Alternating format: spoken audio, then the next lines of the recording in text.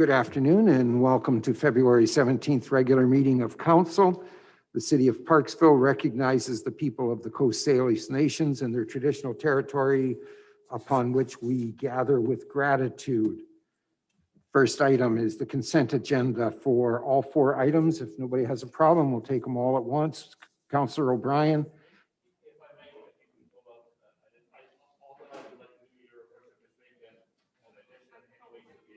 Use your mic, sorry. Sorry. Thank you, Your Worship. I would just like to make an addition under new business. I would just like to add a discussion regarding the pool consultation and survey results and suggestions for getting more.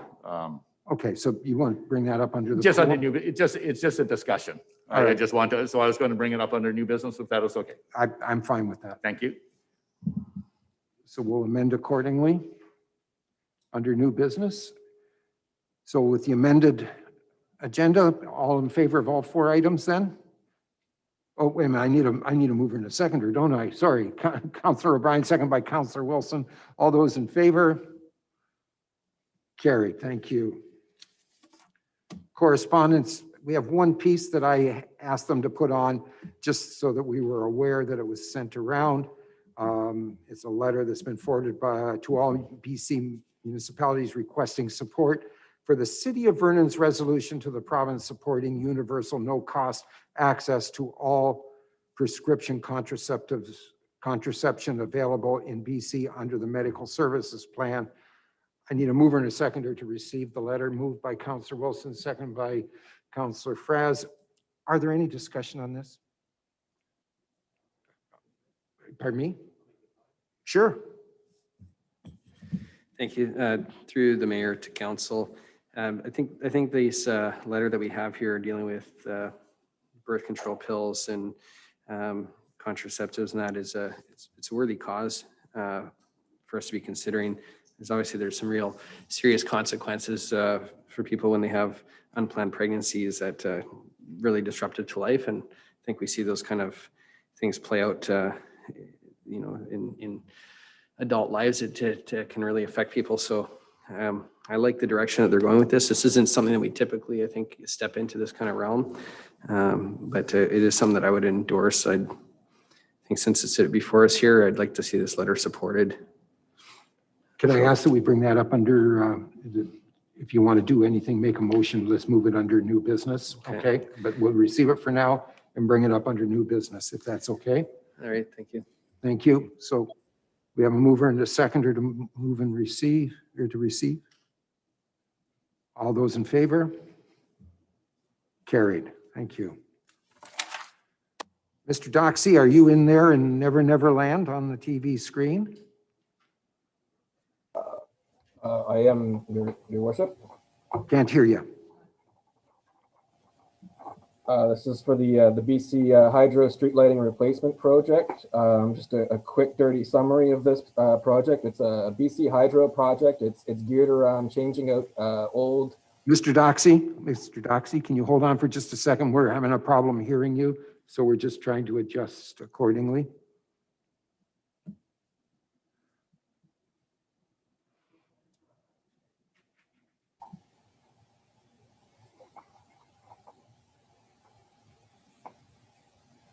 Try it, please. Okay, can you hear me now better? Much better, thank you. Okay, so this project is initiated by BC Hydro, and it's a plan for the utility to change out all of their old, basically all of their street lighting infrastructure throughout the province that might have PCB laden ballasts in the transformers for the light fixtures. And so this does impact Parksville amongst other municipalities. We have about 437 of these fixtures, and there's limited, because they're changing the streetlights out for the whole province, there's limited options, and customization available. They've done the procurement process, and they have sourced out two streetlight replacement provisions. The one has got a 3000 Kelvin color temperature, and one has the 4000 color temperature. The report goes over a little bit of the overview of each of them. The 3000 is going to be a little bit kind of a yellower light.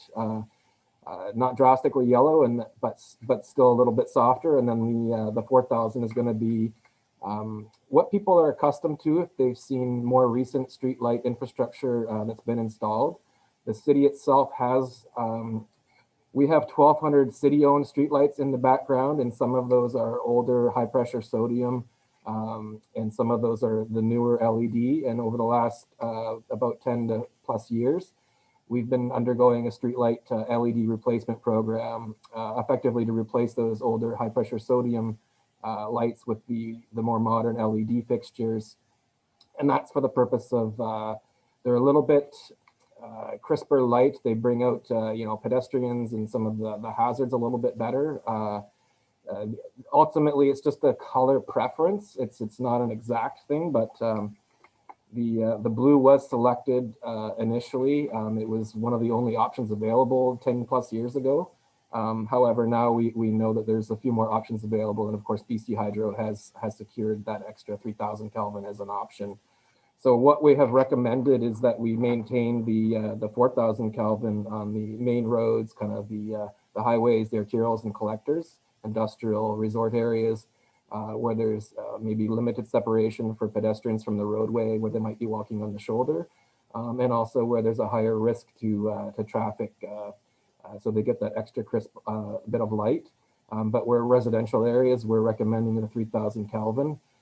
It's certainly a topic that garners a fair amount of community attention, and that's why we kind of brought it to council, was just to have a bit of a community, more community-based selection choice. So that's kind of it. We need to relay back to BC Hydro our preference as to whether or not we would prefer to go with the 3,000 Kelvin or the 4,000 Kelvin.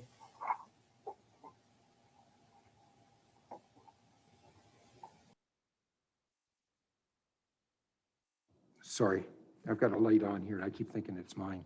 I need a mover and a seconder for all three recommendations. Pardon? You want to do them separately? All right, we can do them separately if you wish. So we'll take item number 1 to receive the report. I need a mover and a seconder to receive. Councillor Patterson, seconded by Councillor Greer. All those in favor? Carried. Item 2, I need a mover and a seconder for that one.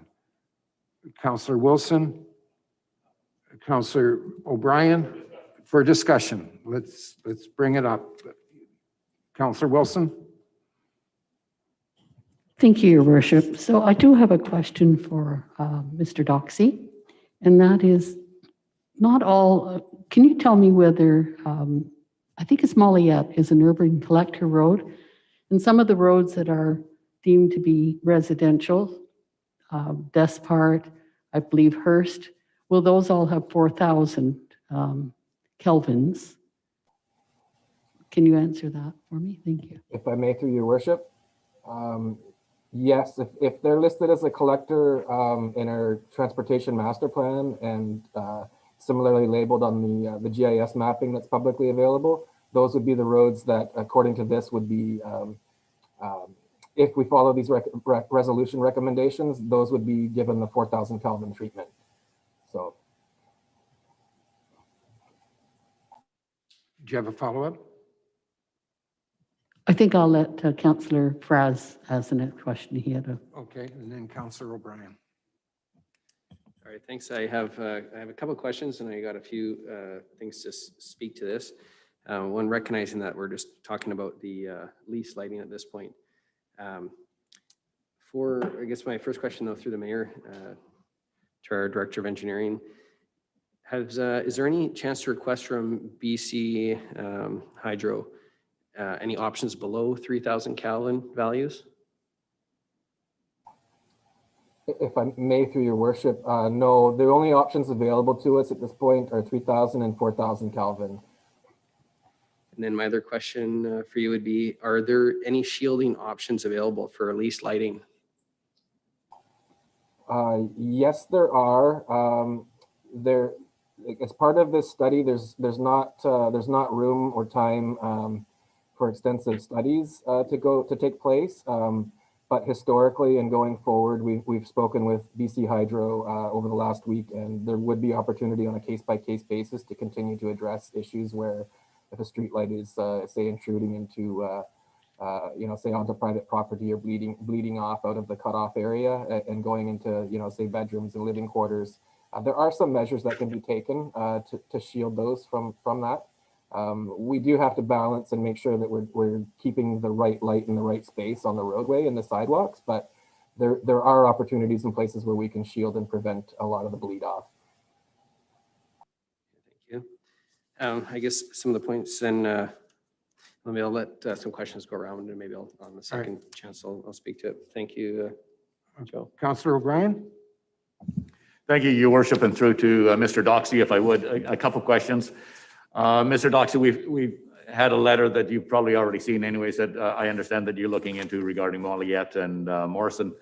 I appreciate that, and you haven't had a chance to review that yet anyways, but there's also a bit of controversy going just slightly north of us at the town of Qualicum Beach. Have already started a program of changing over to the 3000K or 4000K LED lighting, and it's all to do with excess lighting streaming into people's private areas, their bedrooms and so forth. And so you may have seen some of this anyways, it's ongoing as of now. So I have a couple questions. I understand that as you mentioned anyways, that this 3000K and 4000K are the only two options offered by BC Hydro in the LED replacement program. But the thing that is unclear to me is, since the complaints are mostly about the light, and I understand the difference in the hues in between the blue and the yellowish light, but I went to the BC Hydro site to see what lights are actually available.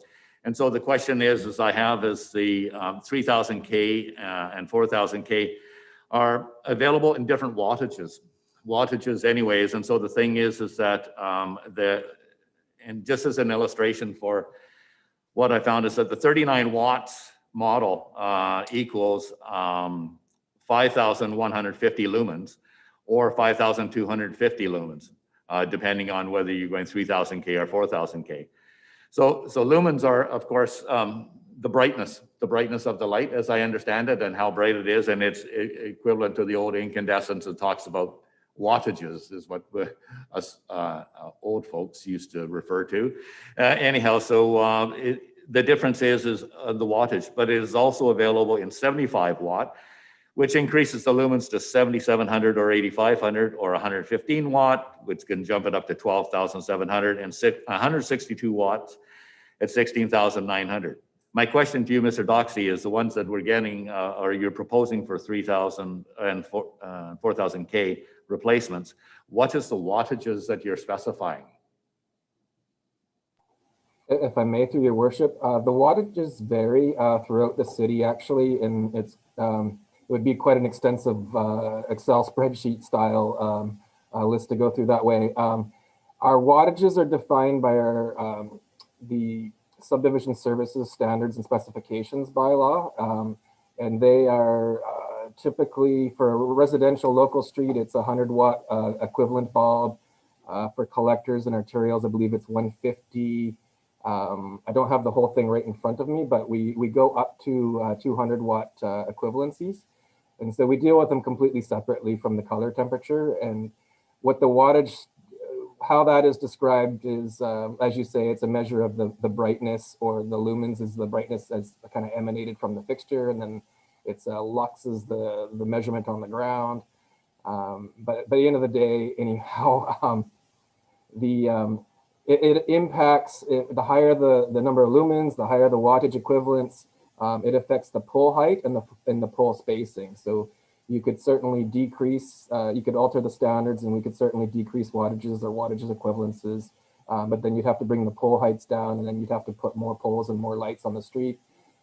So there's a lot of variables at play, but with the poles that we're all used to, accustomed to for heights and spacing, it's a 100 watt equivalent for residential, 150 for the collectors arterials, and 200 for the more high impact areas along the highway.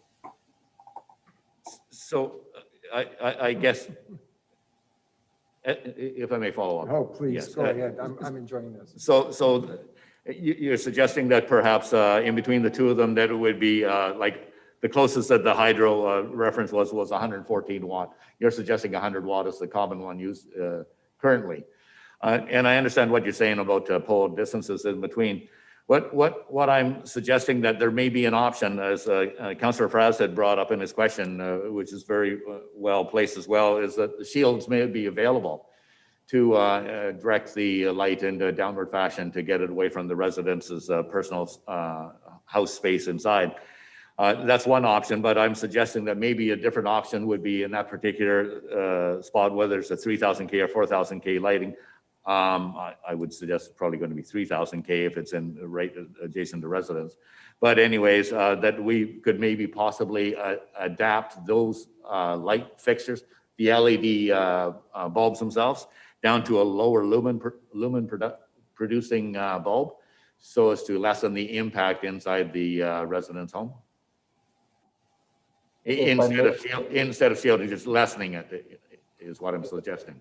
If I may, through your worship, firstly, I have to apologize. I misspoke. We use 100, 150s, and 250s, not 200s. I'm sorry about that. It's the highways there, the arterials that have some 250 watts. But to answer your question directly, in short, it is a possibility. We have just initiated a request for service on the particular site there on Moilliet. There is some question there if the LED equivalent, we need to check the wattage that was actually inserted in there and make sure that it's the brightness and the right spacing. So certainly we could lower, it's not as simple as simply lowering the wattage equivalent of the fixture, because then we lose uniformity between light fixtures and we create trip and fall hazards in that way. So, or the other side of it is you end up with a bit of a strobing effect if you have light and dark on the drivers. And so it's kind of an all or nothing. We either need to keep the streets lit uniformly or kind of dark uniformly, so to speak. But that's something we're reviewing in that particular site area. Like I say, that's a new project area and it's still kind of in the warranty maintenance period, and we need to kind of vet that one out. Thank you. And if one more, if I may, Oh, I'll wrap it up. So where my concern lies within the recommendations here is that the lighting determination, the 3000K, 4000K, regardless of the wattages, is determined by the classification of the roads through here. And I'm a little apprehensive about that, to be honest, because the thing is that in between urban and collector roads and so forth, there are an awful lot of residences, mostly multi-story or newer residences that are in the urban area, which is going to get actually the brighter Kelvin rating bulbs in that thing. And I'm a little apprehensive about doing a classification by road. I think it should be classification by neighborhood and maybe more of a customization at this point, because I think otherwise we're going to, there's going to be a lot of heat on us anyways, that they've not only lost their night sky, but they've also lost the the privacy. It's suggested already by some of the Qualicum Beach residents that they automatically had to go out and get room darkening blinds immediately because it was like sleeping under a spotlight. So maybe it's an exaggeration, maybe it's true, but the thing is that I think a little bit of maybe more effective choices of bulb placement in neighborhoods might be the better way to do. So I can't support it as it is. I think it's a great idea for the LED lights, but I can't support it just under those classifications. Thank you. Councillor Fraz, and then I want to speak to it for just a second. Thank you. First, I'll just make a comment in response to Councillor Bryan there. Part of the reason why I asked to break these down is I agree with your comments there. I don't think we need to be doing them by different road classifications. I don't see a need for 4000K anywhere. I think we could have a uniform 3000K across the board. And I haven't heard any really strong argument to say that 4000K is particularly needed. I know it's a recommendation, but the reasons being are for lack of a better word, insignificant benefit to the difference of, whether they get that much more visibility out of them. As you mentioned, it's really going to come down to the wattage. That's really going to give the visibility and not so much the hue of the color. But some of my comments for this is I understand why we're going to LED lightings, and with the push for energy conservation, I know there's going to be a lot of great savings in going to LED, and I'm all for that, the energy conservation. I appreciate the value that LEDs are doing, But I also understand there's significant concerns for numerous reasons with LED lighting. And we started to see this years ago in other places, whether it was really brought to our attention or not. But some of the things are that we recognize the human eye is very sensitive to blue light, and it has some significant health impacts. And we're learning more and more about it all the time. As recent as February 8th, there was a study put out with communities that were bathed in blue LED lights, and they showed how, you know, the reduction in melatonin production at nighttime, how it affects different hormone levels. So people aren't getting the restful sleep they need. Their estrogen levels are being affected. It has quite some varying amounts to it. You're not able to shed the stress that you have from when you need to have that deep sleep. And it doesn't always just come through the eyes, it's any part through your skin. Your skin is a big photoreceptor for it. So we definitely do need that darkness to be able to get restful sleep. Some of the lower end of the concerns though, but I think are still important, are things like washing out the starry sky. You know, we have great impacts for dark skies. We ask our developers to shield their lights for great reasons. There's, you know, it affects wildlife as well. There's a lot of habitat birds in that. I know in my neighborhood, there's an owl that lives in a tree nearby. And I anticipate that when the LEDs come into the neighborhood, that the owl is not going to be able to, you know, especially being a nocturnal animal, is going to look for somewhere else to go and live. There's also the points of annoyances. You know, we've all heard stories about those annoying neighbors who have those big floodlights that flash into people's yards and into their homes. And I think what's going to be happening here is, as a city, we are everyone's neighbor, and it's going to turn us into that annoying neighbor. So recognizing this, we should be looking to do what we can, like the shielding options. And I appreciate hearing that request for service can be addressed so that anyone who has those kind of problems can get them shielded. But I do know that a lot of people also don't speak up. They have issues and they just kind of accept it, and it becomes one of those more annoying parts of their life. Yeah, I spoke to this part of it here. One thing we've also seen, like I think everyone can relate to, is their smartphones. We've seen how these applications have brought in nighttime lighting for your phone, where it changes the hues, particularly so we're reducing that blue light vision. And I think this just speaks to how important and how recognized it has been as a concern for our health. We talk about our diet and exercise, how we try to really take good care, but our sleep patterns and light exposures, I think, is one of the most important things we can do for our health, is protecting our circadian rhythm. It's one of the fastest ways you can destroy your health is through sleep deprivation. And it's why we need to be limiting bathing our residents in the continued artificial blue lights at night. So I think we need to be very cautious and use as little of this light as possible to do the job that's needed. It's why I suggest that there's nowhere that I think the 4,000 K is needed, aside from major highways. Like if we had the Malahat or crossing bridges, I could see the argument of saying, let's try to keep people awake in those kind of areas, but not in our community, not downtown. So that's all I have to say about that. And yeah, thank you for your time. Councillor Wilson, I'll let you go and then I will speak after you. Oh, thank you, Your Worship. It was just a question to Joe Doxey. In response to what Councillor Fraz has just said, can you perhaps respond to what he has said about the difference between the 3 and the 4 and how that would impact our community, whether 3 would be sufficient? Thank you.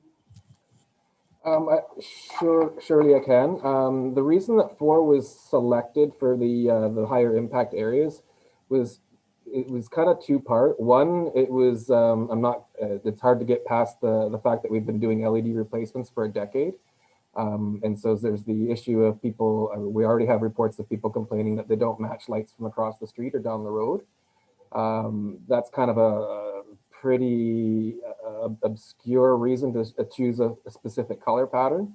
But the other reason is that it was a bit of trying to balance that public safety with aging demographic and trying to make sure that people can see, sidewalk cracks, curb ramps, and just any of those hazards that they possibly can. Just recognizing both the nature of our pedestrians and the nature of our motorists.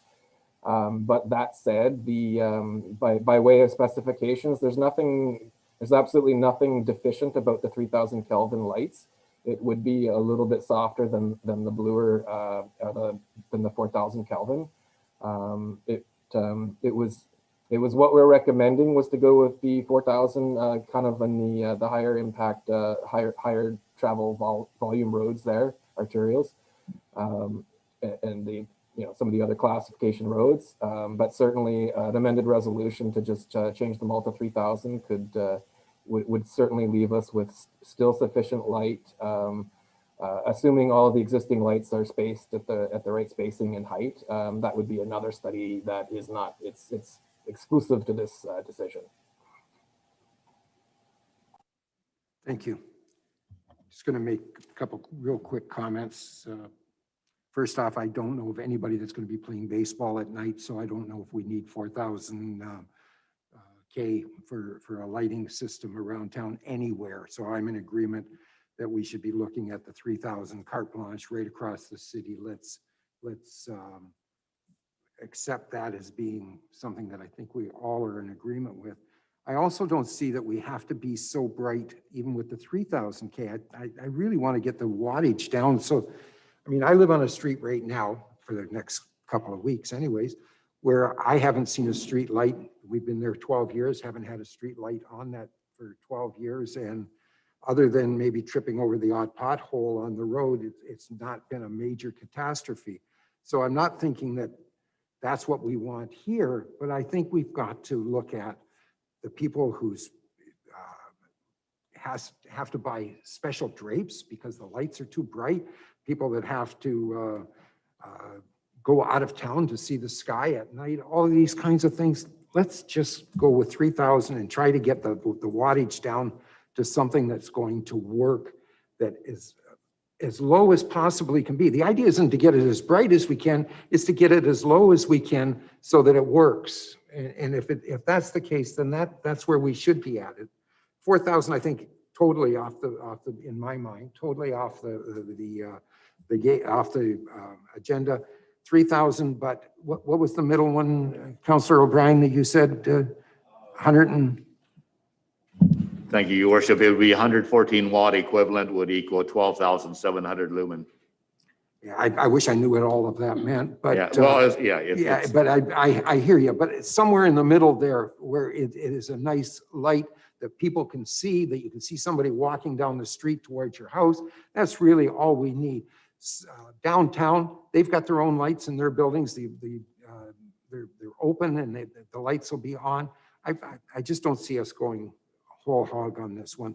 That's my first point. Second point is, do we pay rent to the BC Hydro for these lights? If I may, through This your is to you. Sorry, Mr. Doxey, I should have said. This is to you. Do we pay rent to the for the lights? If I may, Your Worship, yes, in a way, we pay a lease rate for the lights. It includes kind of the capital infrastructure, and it also includes the electric consumption.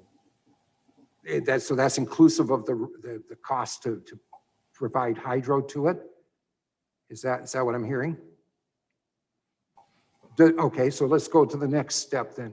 Does BC Hydro pay us for use of our land where their telephone poles or their light poles are? Not to my knowledge, no. Okay, so we're paying them, but they're not paying us. Is that what I'm hearing? All right, I just want to know that. That'll be a battle for in the very near future then that we can look at that point in time. I think that's wrong. Councillor Greer. Thank you, Your Worship. I would agree that probably 3,000 K would be good. I was wondering through Mr. Doxey whether the lights on Moilliet, what are they? Could I ask you what they are? 4,000. They're 4,000? If I may, through Your Worship, yeah, the ones that generated the complaint were 4,000 Kelvin. The ones that were pointed to up the street are old high pressure sodium bulbs. So did I get that they're 4,000? They are. But I've looked at these lights and I don't see any other lights in town that are built so close to the buildings. These lights are within 10 feet, I would think, or less. So that creates certainly a problem no matter how bright they are. But that's not the case all over town. But I think going with what, if they're 4,000, then I think 3,000 would be plenty. But I think the problem is only on Moilliet. I don't see it anywhere else. I mean, there might be someplace else where they're 10 feet or 8 feet, but I don't think there's very many places like that. Thank you. Yeah. Councillor Chandler. Thank you, Your Worship. Yeah, I just want to mention another thing too is I'm fully in agreement that 3,000 is plenty. Living in a town called Barksville, which is the fun name that people give it with having so many pets. We got to keep our pet cycles the same way too. I'm going to speak for the pets here because they're the guys that wake up at 3 o'clock in the morning to be let out, and we want to keep them sleeping as often as possible. So I like the idea of trying to keep the light softened, and you know, overall, it's going to affect a lot of different people, including animals too, as well. Thank you. Thank you. Councillor Fraz, and then we're going to wrap this up. We've gone around it a bit. Just want to make a couple of comments, just clarity around the lease lights and city lights and so on, for Councillor Guerrero's benefit there too. And talking about those ones on Moilliet, those are our city-owned lights. A difference that we'll find with the lease lights is they're often on the poles up high, and they're, from my understanding, their lighting strategy is often just flood the area, like just make it bright so there's not a deficient amount of light, so they provide more than necessary in a lot of cases. And I think that's where this problem is going to really be exacerbated, where right now you're saying that we don't see many lights that are that close to buildings, which is true, but the lease lights, we don't know how bright they're going to go as far as wattage. They may just up the wattage too. They're only asking us for color selection here. I don't think they're giving us a choice in the wattage. So we may find that they just have an increase of wattage. The other thing for shielding too is there's different types of shielding where it could be like a physical barrier to it, or it could be like a diffuser where it just shields the direct light from. So when you look at it, you know, you can see that bulb, but you're not seeing the exact bulb, you're seeing a diffuser, versus if you were to actually provide a shield where you can't see the light coming from it at all. So there's different types of shielding options, and I'm not too sure of how that will roll out in shielding. The reason why I think it's important that we're discussing this now is what we do with lease lights, as far as the color temperatures and that, it's going to set a precedent with what we do with our city lights as well. Like in this case, we're only talking about 437 lamps, but when it comes to what we do in our city, any developments that get implemented, they're going to follow along that same pattern. So it's why I think we're getting at it. It's in inception right now. Thank you. Councillor Patterson, then Councillor O'Brien, and then we're going to, that's it. No more after that. No more. Thank you, Your Worship. I'm going to echo a lot of what I've heard around the table, but one of the letters that we recently received from Moilliet, and I only live block away from those light areas and everything too, is that in the future, I think that we are also going to have to be aware of when we do some variance allowances and everything, where we have households that are closer to our streetlights, and that makes a huge difference to the light that may come through someone's bedroom and that at time.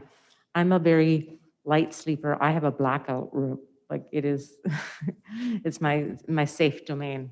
And yes, I have blackout blinds and everything too, just because I work under fluorescence and things like that too. So I fully understand the health aspects and everything of our lighting, and hopefully moving forward, our engineer has heard, and that we can adjust the lumens and such in the 3000K streetlights, and or the filters, or narrowing it down to not, as Councillor Fraz said, like a floodlight, but more of a directed light to the ground and that below.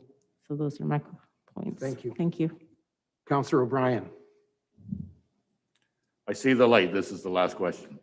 Thank you, Your Worship. I'm glad that we're, So I think what we've heard here, and we can maybe, I think maybe amend the recommendations and so forth, and of keeping it simple formula to just recommending the 3000K be used throughout the city, not based on collector roads or any classification, 3,000 period, with the option of, if there's in the form of complaints, that we have the ability to change the wattage as necessary in a, say, in the area where it's requested by a neighbor, as well as adding shielding if as requested.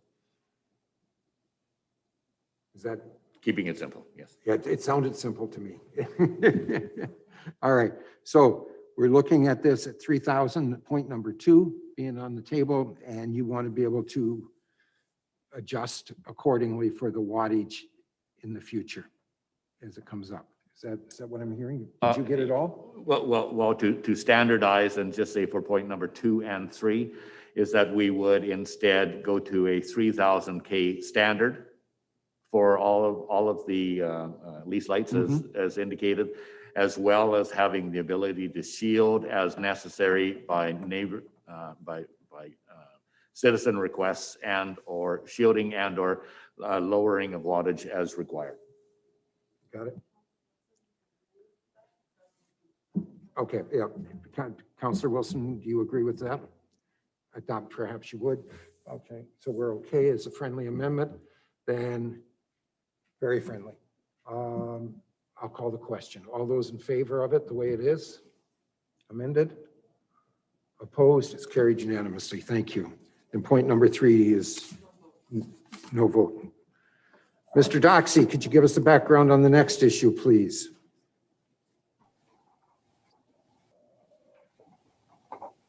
Sure, if I may, through your worship. So this next report is concerning the intersection review of Despard Avenue and Moilliet Street. So Despard Avenue West, sorry, and Moilliet Street South.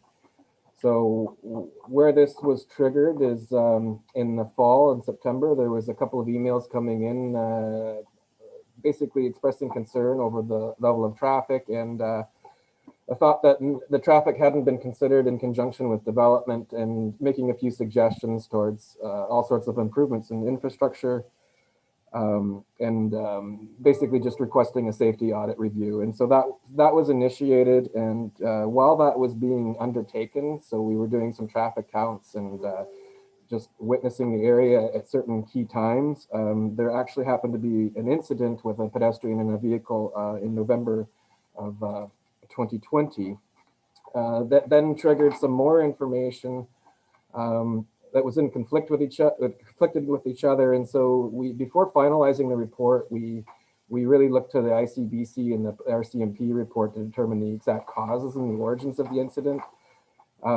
Subsequent to that, it didn't end up being a geometric issue or sightline issue or traffic issue at the intersection. We reviewed the traffic impact assessments that were done for the area. So there's several developments, at least 3 notable ones of size in that general area that all had to consider that intersection within the realm and the scope. The intersection has capacity.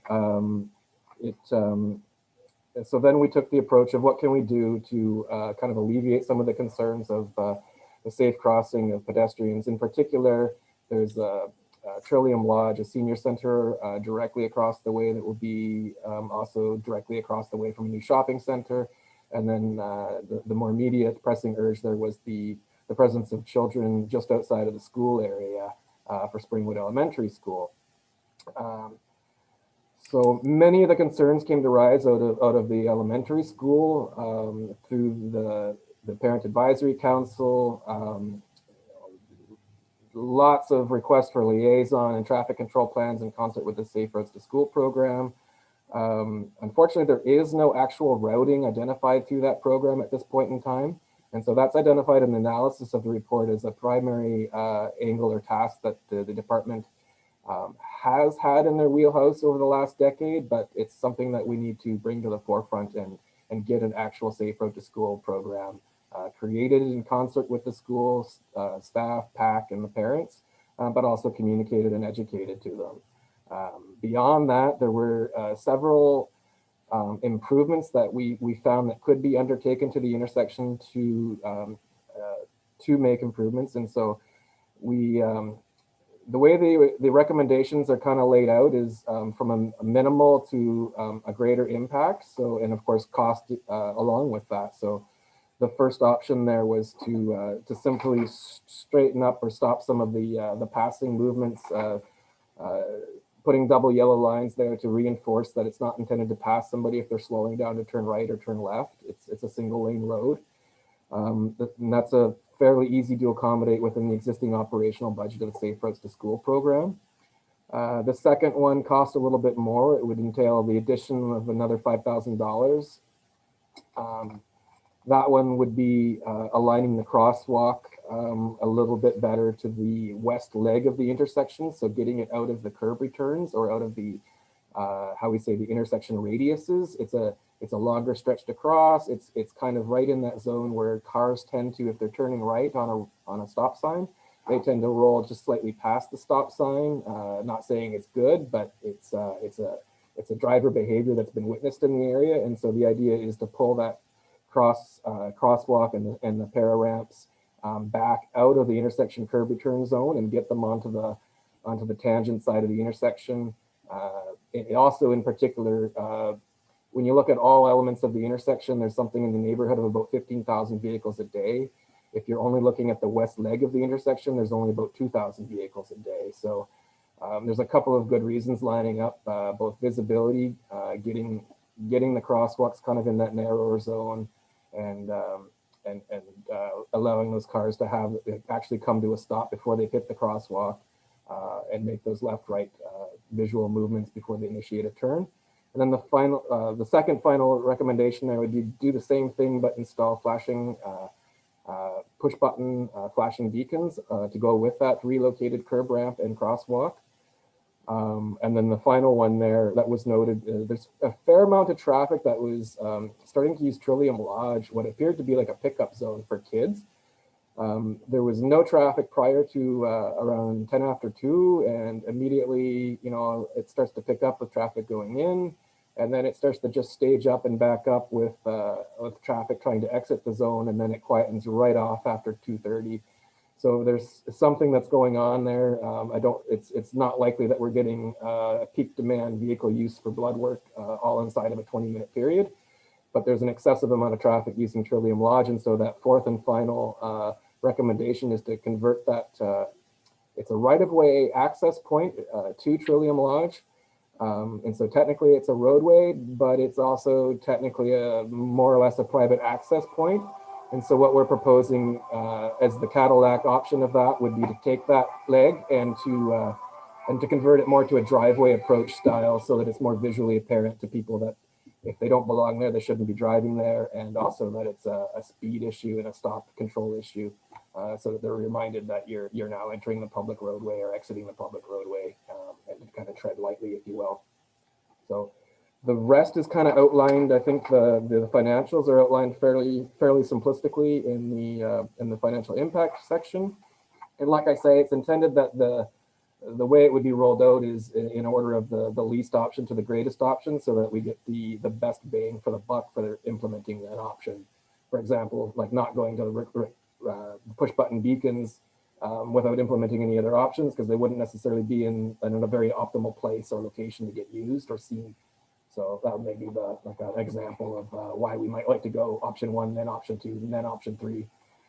And similarly, I'm recommending of course, the best option for improving public safety there.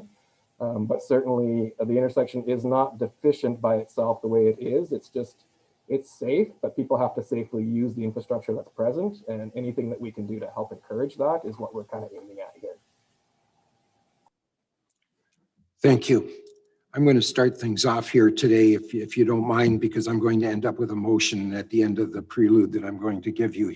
So just you can go from there. First off, you're going to think that I'm going crazy because I'm off on a tangent, but I'm not. It's going to work around back to where it's supposed to.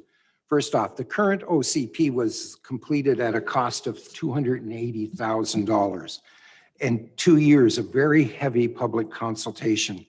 It indicated at that time that the corner of Despard and Alberni was going to be a node with commercial and high-density residential. It's my understanding that was before the school was there, and the board built here in spite of knowing that this was going to be part of the situation. And now we've got an issue and they want us they're coming to us to fix this. But having said that, traffic counts on Despard, and it is, I get my east and west mixed up on this street, east of Moilliet towards the school. Is that east towards the school? No, it's west. Okay, so I was right then. I was right. West of Moilliet towards the school, it's 1,900 cars a day. You know, to give you an example, they don't even think a street's busy until it hits 12 to 15,000 cars a day. And at 20,000 cars, that's when you start seeing the McDonald's and and all the other chains. That's when they start to look at it as being the spot where they want to be at. So what I'm saying is 1,900 cars a day is not this horrendous pile of traffic. Now, I think what's happening is that we're seeing a clump of traffic between 8 o'clock and 9 o'clock in the morning when the kids are being dropped off, and then at 3 o'clock to 4 o'clock or whatever the times are when the kids are being picked up. Those are when we're seeing the traffic count. The rest of the time, the traffic is almost non-existent. The traffic on this part of Despard, it's not going to be increasing to any point of being excessive at this point. Even if the swimming pool and the sportsplex at the end become an issue, it's not going to increase the traffic to the count of where it's considered heavy traffic. In 5 years, there has been 4 accidents. That's including the unfortunate one where the child was hurt here just recently. There's been 4 accidents at the intersection of Despard and Moilliet. And all of the methods to make it safer would have been not for all of these accidents. They were actually accidents. They weren't because of, they were driver distraction is what they accredited the child being hit by a car. So those types of things. And I know that the engineers, they're not going to agree because there is no warrant, but I strongly suggest that we slow traffic down by establishing a 4-way stop at Moilliet and Despard.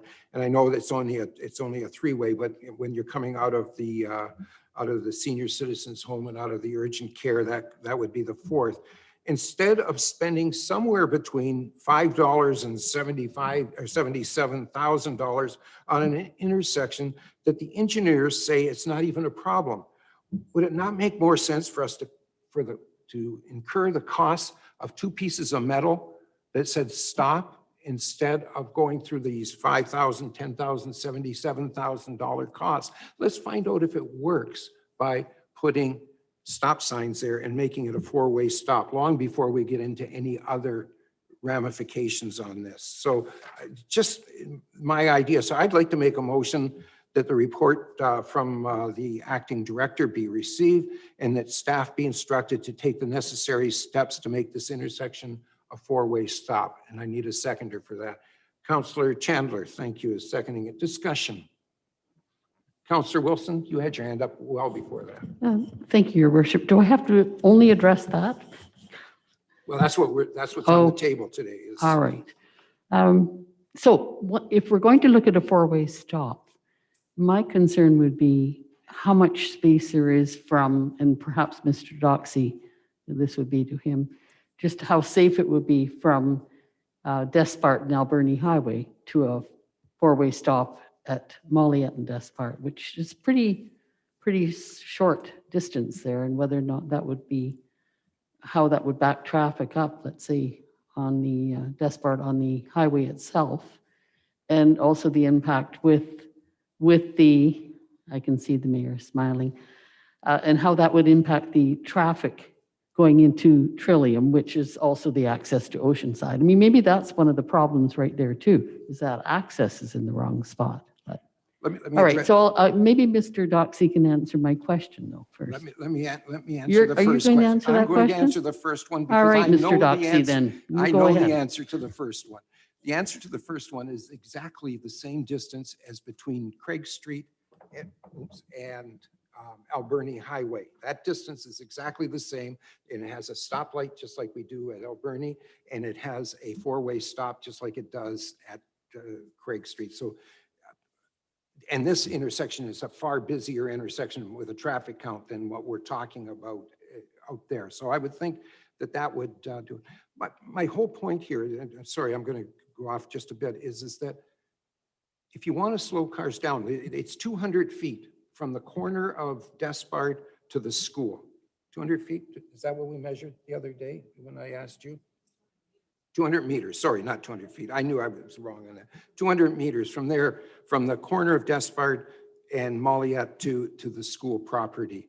So, you know, if we stop them there, it's a relatively short distance to the school, so that the speed of the traffic going in front of the school should be reduced significantly. And that was what the thinking was. Anyways, I answered your question on the one, I believe.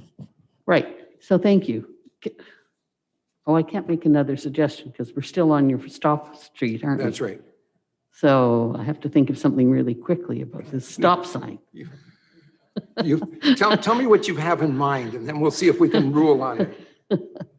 Well, I don't mind the stop sign idea, although it's just another idea that was on this drawing, option 3, which is a potential location for a mid-block crosswalk. And the reason that I'm thinking that that actually might be really beneficial is that when the kids come out of the school, automatically they'll want to turn right. They're not going to want to go left to Hackberry, or Hackberry, and then cross. And maybe that's part of the problem, is that they don't want to turn left and go there.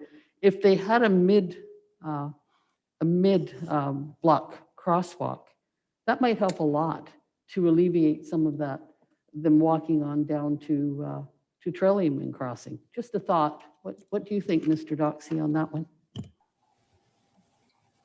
If I may, through your worship, certainly that could be an option. There is a rear SRW, I believe, originally intended for walkway. I think it's been kind of repurposed into a park walkway as you get north of Hearst, but in the Despard to Hearst area, I believe it's largely repurposed into mainly drainage infrastructure in there. That would be an ideal location to relocate a proposed walkway. However, that said, it would similarly take additional infrastructure to move it over to that. And being a mid-block crossing, it would certainly likely need those flashing beacons as an alert to the crossing. There's some human behavior elements with the crossing location at Despard and Moilliet in that they tend to walk until they see their destination. Councillor Wilson is correct. They do not tend to walk out of their way. They will walk in the general direct path to their appointed destination.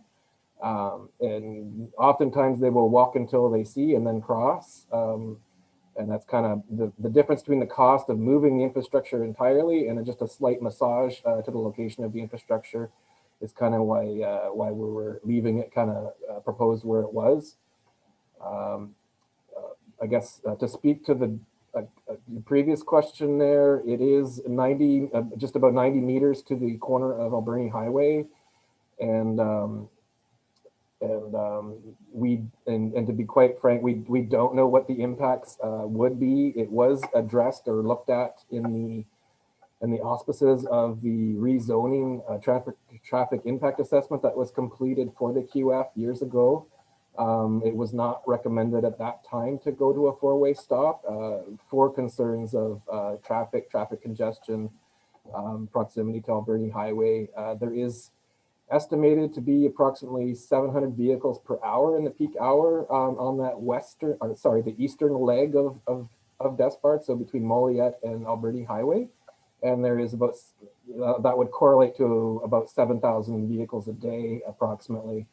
So it's that 700 vehicles in an hour though, that with a four-way stop is likely antidotally to be backing up onto the highway and to cause some intersection congestion.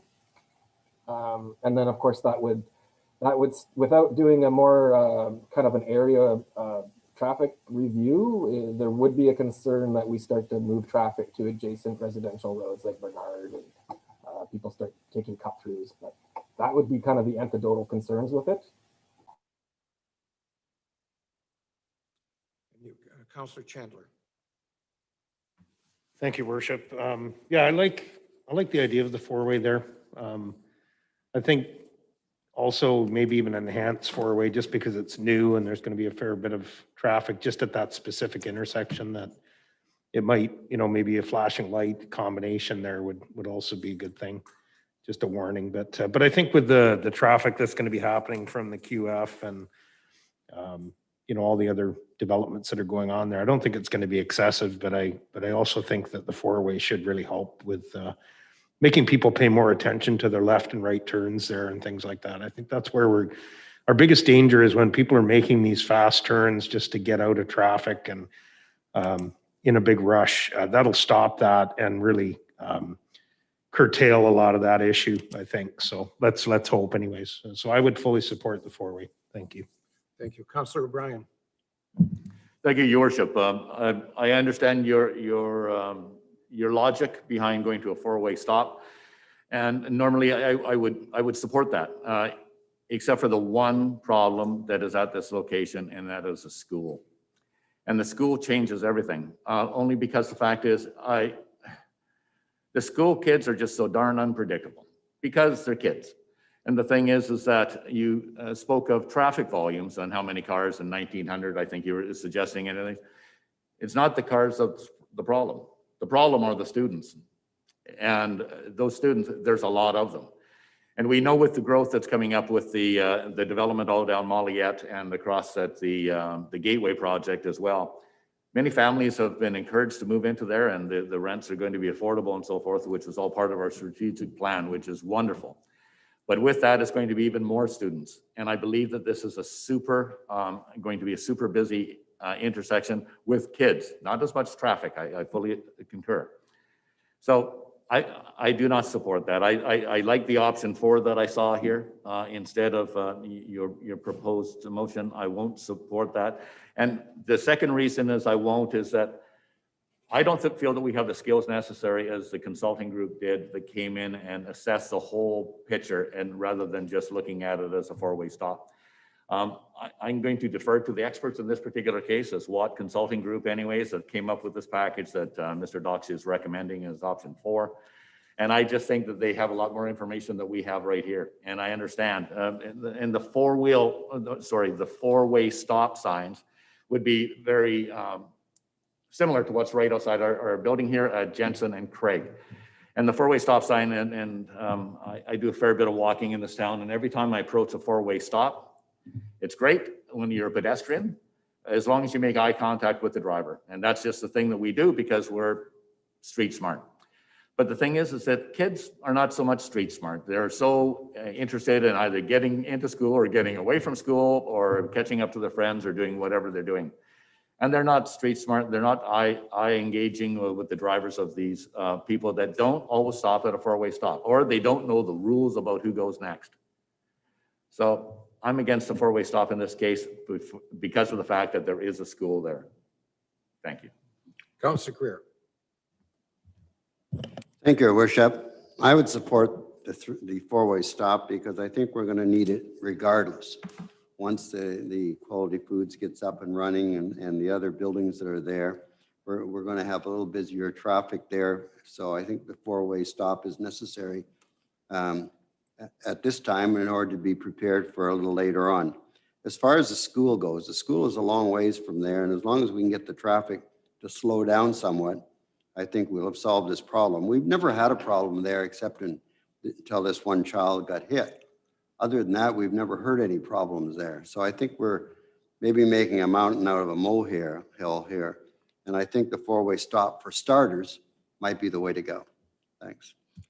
Councillor Fraz. Thank you. A couple of comments in there in a few different spots. One of them, I'll just start through the mayor too.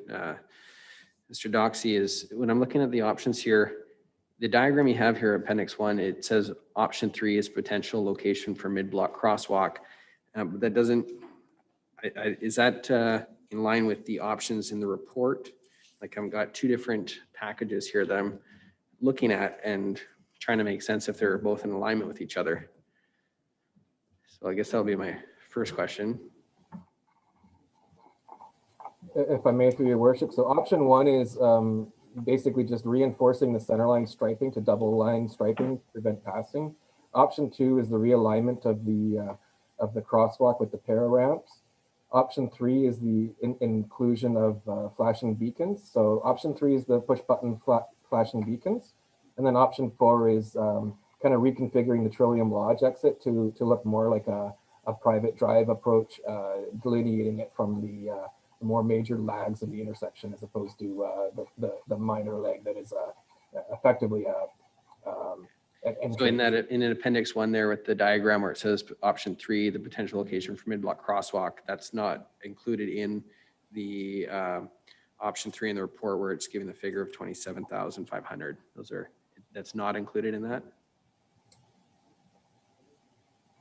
And option, just a second here. So option 3, yeah, it's kind of it's a bit of a scraggly exhibit, if you will. It's just kind of sketched in on a Google Earth image. So that's showing the crosswalk, but we would also, in conjunction with that, line up the para ramps a little bit better.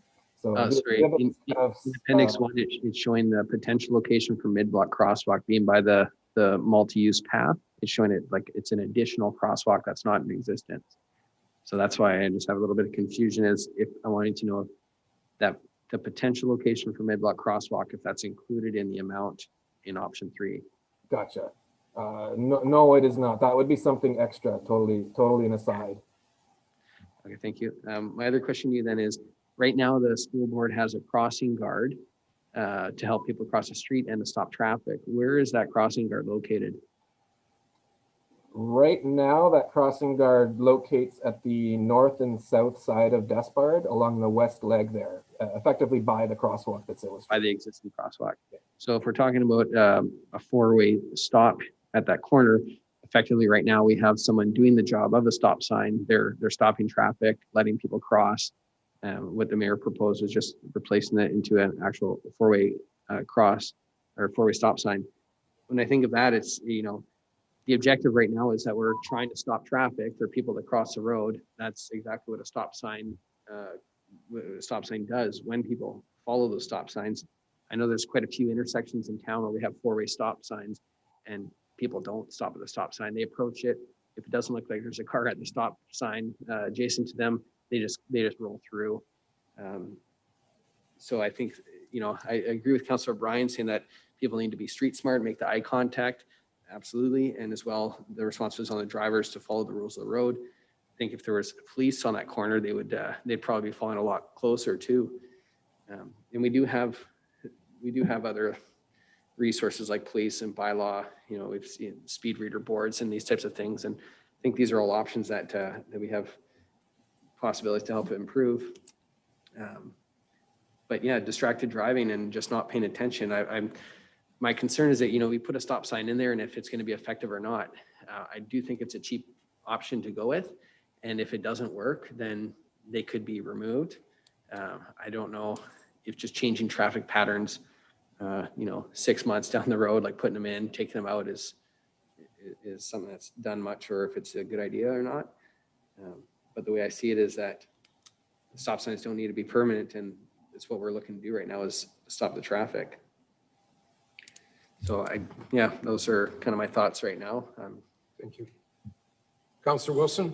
Thank you, Your Worship. So in response to the Joe Doxey, I just want to clarify, you did say that Watts said that they didn't recommend putting a stop sign. Is that what you said? It was hard to hear you. That's correct. It doesn't meet the criteria for a four-way stop. One of the criteria is equal loading of the intersection. So they should have fairly comparable, volumes of traffic from each direction. And this is heavily offset. So, and right now, the high volume traffic on Despard and Moilliet doesn't interact with the school children at that crosswalk. They're primarily coming westbound on Despard, and they're, 2/3 of them or more are headed north on Moilliet, and they're not headed to the area where that crosswalk is impacting. So it's going to be engaging in additional stop action on them, and that's where the lag goes back onto Alberni Highway and in that way. So yeah. Thank you. Just a follow-up if I could. A couple of things, actually. One is we talk about the Safe Routes School program and whether or not there's even been engagement with that. I believe if I read the report correctly, there hasn't been. And that whether or not children could be told they have to cross at the crosswalk right now by the school. Well, all of this construction's going on. And whether or not, if you did put a four-way stop in, would you still require a crossing guard anyway? I'm not sure who's going to answer that, perhaps Mr. Doxey. Thank you. If I may, through your worship, I can take a stab at some of that. Let me see here. So let me just paraphrase that. Or maybe can you rephrase the question? So the first question is whether there's the safe, what is it called? The Safe Routes School program. Okay. And I'm not sure whether or not there's been discussion with the school as to whether the children have to cross, at least right now through all of our construction, that they have one crossing only. It's in front of the school at Hawkesbury, rather than having them go down there and creating this issue. And it's an educational program. And then the second one, what was the second one I just said? I've kind of forgotten. The traffic control guards. So I think I'm in a better position. I understand your question now. So the first question is, yes, we have engaged with the school. The CAO and myself met with the school's senior staff. We've gotten some directions on how to proceed communicating with the school and the PAC. Prior to any of this coming down, the engineering department has had a liaison with the Parent Advisory Council for a decade at least. We reached out, the staff person that was on that or was acting as liaison has left the organization. And so we reached out in the fall to kind of reinitiate that relationship.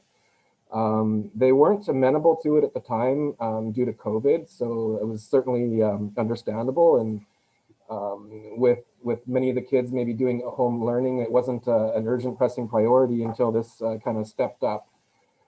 Since then, upon meeting with the senior school district staff, we've been given direction to go ahead and re-contact the PAC and the principal and to try to move forward and get an actual Safe Routes to School program. And it could be initiated, and it could be as simple as communicating, getting a map drawn with some arrows on it, and starting that communication process. So we go right now. Go to the elementary school website, and there, if I do a search for drop off, there's nothing that pops up that would tell me how and where to pick up my child or where they should be walking to or from. A common thing that comes up with any school that I've ever dealt with is that they feel they can't police or enforce or arrest people. And honestly, it just takes a teacher, a principal, a parent, an advisory council member, a volunteer with a whistle and a finger to wave at parents and help them correct actions. They don't necessarily have to arrest them or detain them in any way. It goes a long way just to kind of point and educate and communicate with the kids and the parents. In terms of the crossing guard, that's not necessarily a statutory requirement or issue. It's kind of a top up. Typically, it's undertaken by the school or the school district in concert with either paid volunteers or paid staff persons or just volunteers. That would go through a traffic guard training program. ICDC has a lot of information and training support tools for that, for the school and the school district. And we're also happy to work kind of with them in the sense, or under the guise of our Safe Routes to School program, to kind of any supports that we can provide to that end. Historically, we don't just operationally fund it for a consultant to undertake the traffic guard operations, but certainly in terms of information, any supporting education tools, communication tools, that's what we're here for. So hopefully that helps. Can I just ask a clarification? The crossing guard, what I'm talking about is actually, in addition to a four-way stop, you would have a crossing guard there as well. Are we on the same page with that request? That's not something that's regulatory or statutory. It's something that would have to be undertaken with review in concert with the Parent Advisory Council and the school itself. It's not necessarily a requirement. The intersection is technically outside of the school area. We know it to be clearly populated with school children. Okay. It's never been identified as a school walking route path or anything to that degree, and that's kind of some of the confirmation that we also need to support future infrastructure placement. Like traffic signals and anything that people ask for is we need to have some concrete plans for how people are approaching the school, how kids are walking. So if we're going to be reviewing, development contractors, traffic control plans, future infrastructure requirements, we like to line those things up in concert. Doxy. Yep. Go ahead. Councillor Patterson. Thank you, Your Worship.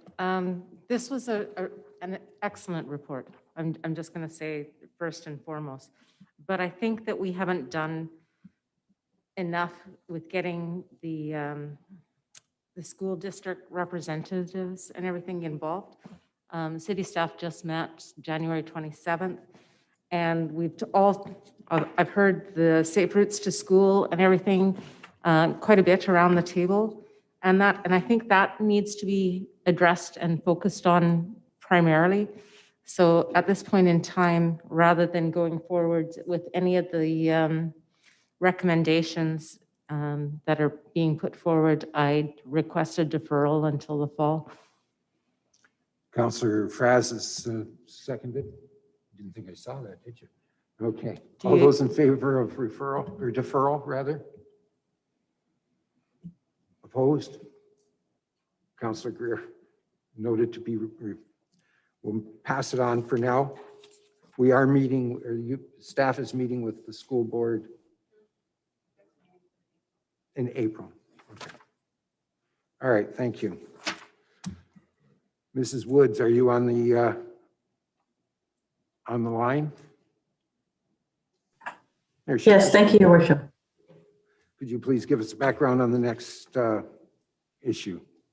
So the report that we're bringing forth today is to seek council approval for the Englishman River water service spending packages. As you all know, the City of Parksville and the RDN have a joint venture agreement with the Englishman River water service at a 74% to 26% split respectively. Each year, staff prepare a financial plan for the ERWS Management Board to approve. And on December the 18th of 2020, the ERWS Management Board did approve an amended budget presented by staff. Normally, we would have this portion of the budget presented to council as a part of our regular budget process. Unfortunately, this year, the RDN did not approve the ERW budget that was presented and approved. The agreement that we have through our joint venture agreement says that if there's an agreement, we will carry on with our regular operation budget. Unfortunately, we do have some very specific critical capital items that need to go forward that help us meet our regulatory, our mandatory, and our operational requirements. So what we're doing is we're asking for council to accept the 6 spending packages and then the adjustment to the GeoBag. So if you look on page 3 of the report, there are 6 different items that we as an engineering group, an operations group, and a financial group have come together to say that these are critical pieces that can't wait for another vote.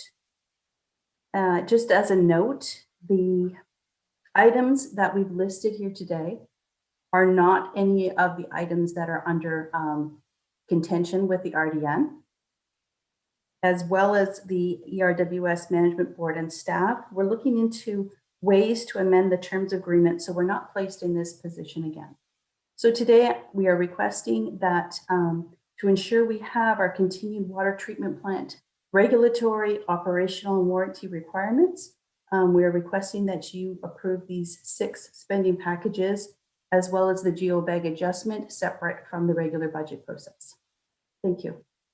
Thank you. Councillor O'Brien. Thank you, Your Worship. I would like to move at this time all 3 recommendations as noted. Seconded by Councillor Patterson. Discussion? Did you want to speak to the motions, Councillor O'Brien? I feel the motion has been spoken to very efficiently by Belinda here anyway. So I think it's well covered. And as to the importance that this gets through, there's some critical timelines that have to be matched at this time. And I think it would be prudent to get this through right away. Thank you. Thank you. Councillor Patterson? Thank you. I agree with Councillor O'Brien that it's required sooner rather than later. In regards with some of the excessive waterfall and everything that's happened in the past, and where the membranes have become loaded, it says, and require excessive cleaning, backwashes and everything.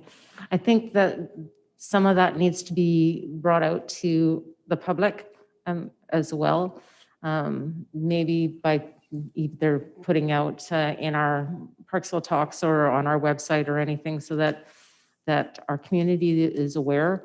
I'm getting a lot of questions in my business and that if I have extra filtration and everything, because my water tastes better than what's coming out of their tap or things like that.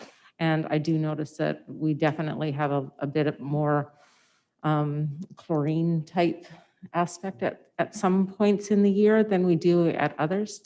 And that's, so I just think that there is talk in the community, and if people know that we're following our BHA standards and everything as well, and making sure that our water is safe to drink. And I just would like to see, maybe we're always told that we don't communicate enough, but people don't pay attention enough at times either. So those are just my comments. Thank you. Councillor O'Brien. Thank you, Your Worship, and through to Councillor Patterson. I don't disagree at all, Councillor Patterson, on what you're suggesting. The spending package as presented today anyways is covering what I would describe as operational equipment and fixes, just to continue to keep the ERWS plant working properly. If there is perhaps an indication that there may be some extra chlorination of the system and so forth, it would be probably due to those times that we have had to switch, turn down the ERWS plant and switch over to the Springwood plant well system anyways, at the times when they were able to clean the filtration bags. And I think that would probably be it. And that's a normal thing that has continued even before the ERWS was working and so forth, where they switch over to the other options. And now we actually have, it's really nice that we have an option where we can turn back onto the original system. We have a backup plan, so to speak, with, as you mentioned, all the extra turbidity. I guess perhaps I agree with maybe a news release and so forth would be prudent at this time, maybe just to suggest that the plant is up and running, it's working fine, we're just taking necessary steps to make it continue to work fine, and make it work even a little more efficiently is what is going to happen here. So I don't disagree with you, and I think that that's probably a good point to be made, because the public, every time they drive over the bridge, they see the turbidity in the water type of thing, and they're just wondering if that new plant can do it. So it is working type of thing, but it just needs a little help to work a little better at this particular point. So I think that needs to be said anyways, that the public is in no danger of the water not being potable or even extra chlorination that is not within the standards and guidelines that they adhere to. So, but your point, well taken. I think it should be noted that we're still in our first year of operation, and we still have had some growing pains in the plant itself, whereas you're learning things that we didn't know, or if we did know, we should have done a better job initially when the plant was being built. We are investigating all of these situations. There's engineers looking at what we're doing and what's causing some of the minor issues that they're having. But as Councillor O'Brien says, there's not a single thing to worry about. This water is as good, or in fact, it's better. Before, we just would chlorinate the water. Now we're filtering it and chlorinating it. So it's actually a better water than a safer water than it ever was. There is a switch over when it goes from well to the river, and I'm sure that there is some issues there that, as far as slight variances in taste. Being in the coffee business, I know that has a minor effect on the taste of the coffee at different times, but I think the public should be very secure in their feelings towards the water. Our staff are doing an amazing job of operating this plant. And once we get through the first year or year and a half and we've gone over all those bumps, I think we'll be a lot better off than we are even as of today. So we're speaking to, yes, the CAO would like to speak. Sorry, if I may, Your Worship. One of the things that we've always intended with this plant as well is that it be open to the public and that we have school tours and educational tours come in. Of course, with COVID, that has not been something we could do yet, but we're very excited to do that as soon as we can and Looking forward to it. welcome schools. And also, we've already been asked by UBCM, which is the Union of BC Municipalities, to have elected officials come through as well when we're having things like the AVICC or other gatherings. So hopefully very soon we can invite the public down there to take a look and see exactly what's happening, which I think would be quite interesting for most folks. This is a plant that we should all be very proud of. It does its job very well. The items that are on here, the geobag was a solution to an issue that was going to cost us a lot more money to do it in any other way. Our staff came up with this answer, and this is why we're bringing it forward. It is a lot better than what was going to happen under the original plans. So anyways, I'm going to call the question on this if there's no further discussion. All those in favor of the three recommendations? It's unanimous. Thank you very much. Mr. Russell, thank you very much, Glenda. Mr. Russell, are you there? He is there. Could you please give us the background on the issue, the next issue? Certainly, if I may, Your Worship and Council.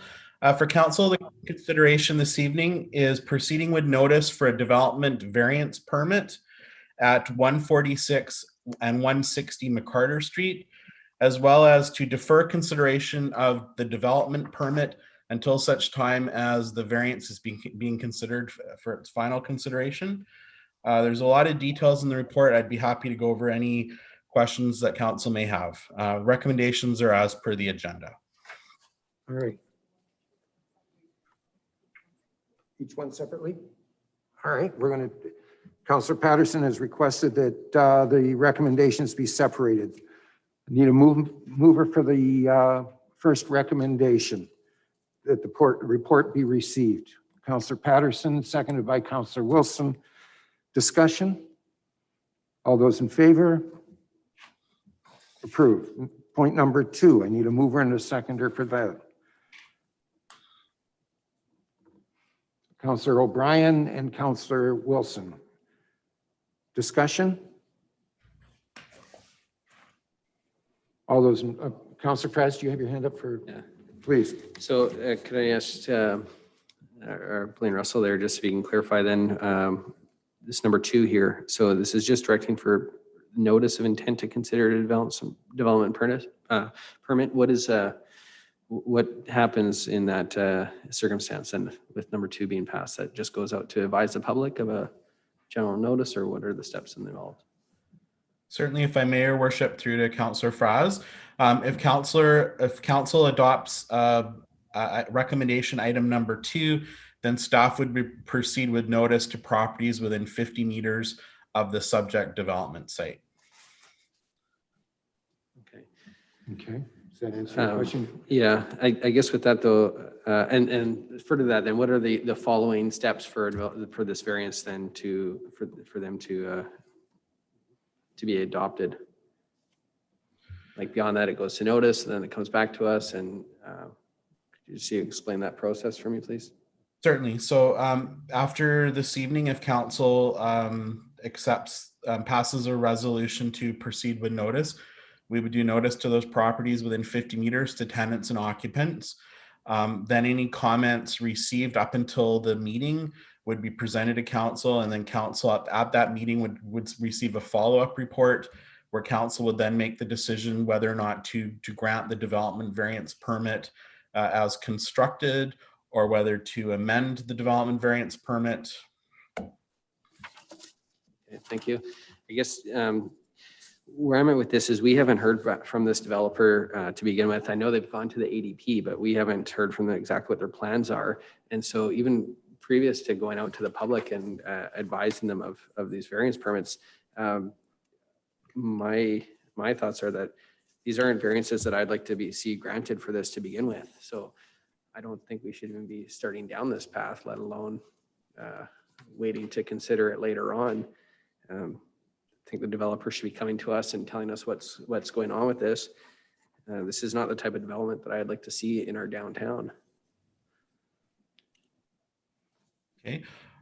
I mean, certainly if council wishes, we could certainly, council, in my opinion, could defer a decision and request the developer appear as a delegation to further answer questions that council may have.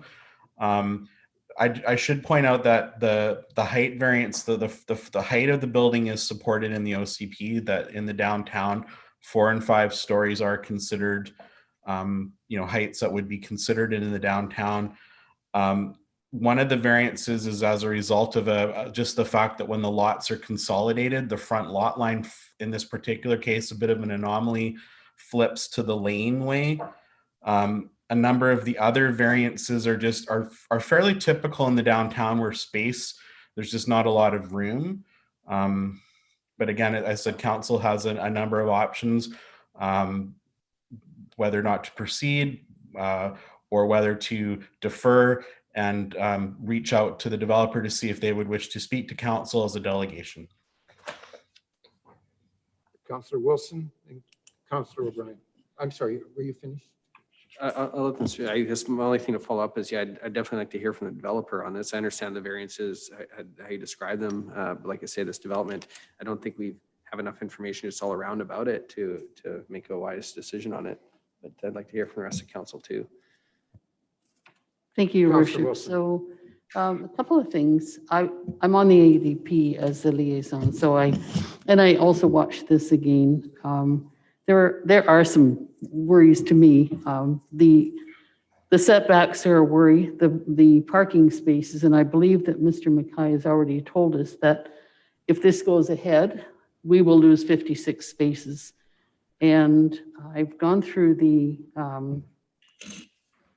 development permit area, and I believe it says that under no circumstances shall the parking spaces fall below 80% under this area.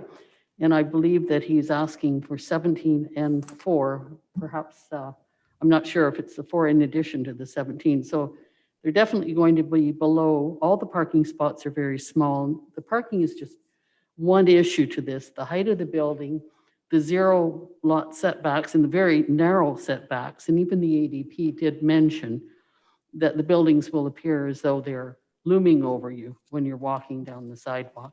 Not only that, they will shed a lot of shadow. I think that I'm not sure. I mean, I know that the developer said he has plans for certain types of housing in there. I just think right now, the way the variance is, I would say no to the variance. That's where I'm at with this. Thank you. Councillor O'Brien's next, but just to make a suggestion, if I may, I would like to see this. I'd like to make a motion to defer this until we've had the developer or his or her representative come forward and lay out the plan. There's so many different variances that I can't even comprehend what it's going to all be, what the effect of it all is going to be without us having to see that. So I'd like to defer it until the developer has an opportunity to come to us and talk to it. Yeah. Pardon me, I'm sorry. Sure, go ahead. Yeah, I jumped in on that one, but Just, Okay, just, I'll wait for the motion until thank you. Councillor O'Brien. Thank you, Your Worship. Just a question to Blaine here. As your usual report anyways, you usually, the recommendations and so forth is usually your recommendation based on the fact of you've already reviewed all the variances and so forth. And you would normally point out something that would be extraordinary and that does not comply with OCP. And you would normally do that. But by seeing what you're doing here, I don't want to read between the lines here, but am I correct in assuming that that it meets the standard of the OCP as it is, like on the height, but everything else, as the mayor has mentioned, there's a lot of variances here. But this is like somewhat to a downtown standard where the clearances and distances are usually relaxed on the normal downtown. So am I hearing that from you, Mr. Russell, that it doesn't set off any alarms to you as to not sticking to our standards other than the standard or the variances? Is that correct? If I may, Your Worship, through to Councillor O'Brien, from a staff perspective, there's sort of orders of magnitude of variances. And for us, the height variance is probably the highest order of magnitude variance. And that's the one that for us, public input is most critical. That being said, it is a height that is supported within the official community plan. So the direction is that those heights are something that should be considered in the downtown. But it is also the one that's most impactful to adjacent property owners. The variances with respect to the parking distance from property lines and screening, those are pretty typical for what we need to do in the downtown in order to facilitate development. They're pretty minor in the grand scheme of things compared to a height variance on impact to adjacent property, particularly with this building where the property is kind of cantilevered under the building primarily. So I guess that hopefully that sort of clarifies it, that for us, it's primarily the height variance is the largest magnitude variance, with the other variances being sort of ancillary to that. Thank you, Your Worship. As a quick follow-up. So as I understand it, it's the clearances on the parking spots that are being varied, but it's not the required amount of parking spots for that building. They're not asking for a variance from that number. If I may, Your Worship, through to Councillor O'Brien, they're not asking for a variance. The bylaw does provide a cash in lieu option, and so that is being availed. So that doesn't actually, the cash in lieu option does not require council approval. It's simply a transaction that in lieu of, on this particular site, 50 spaces are required. 46 spaces are being provided, with 4 spaces being provided cash in lieu. There's another property that's encumbered on this site. 13 spaces are encumbered to that other property at 124 McCarter Street. Those are also proposed to be paid cash in lieu. Just, if I may. You turned it off, Councillor O'Brien. Nice. Just to clear up, cash in lieu means, as you say, in 4 spaces, that would mean cash paid to the city, which would go into the parking fund. Is that correct? If I may, Worship, through Councillor O'Brien, that's correct. So there'd be a cash in lieu for the 4 spaces regarding this property, as well as the other 13 spaces. So a total estimate of $166,600 in cash to go into the parking reserve fund. Councillor Greer. Oh, sorry. Councillor Greer, just before you start, all right, go ahead. Go ahead. Okay. Your way. Thank you, Your Worship. I don't have any trouble to defer this and talk to the developer, but I have also no problem with this development. I got it. We're talking our downtown core, which needs development, economic development. And right now we have a parking lot, and I go through there almost every day. There's very few cars parked there, maybe 3, 4, 5, 6 at the most. I think this development would really increase the look of our downtown, and it's well needed. Listening to some of this council, it reminds me of Qualicum Beach, We don't want any development. We don't want to go too high. We don't want to go too close to the sidewalks. Up there, it was nothing but negative talk. And I don't like to hear that here. I've never heard it here, but I'm starting to hear. This development looks really good. And as I say, I don't mind to defer it and have another conversation about it. But we got to move ahead. If we want this city to look like a city, we are in a city. So the height doesn't mean anything in a city when it comes to downtown.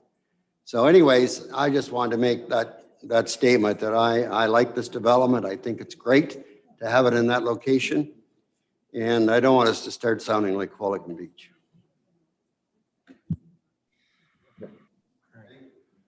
Fair enough. Councillor Fraz.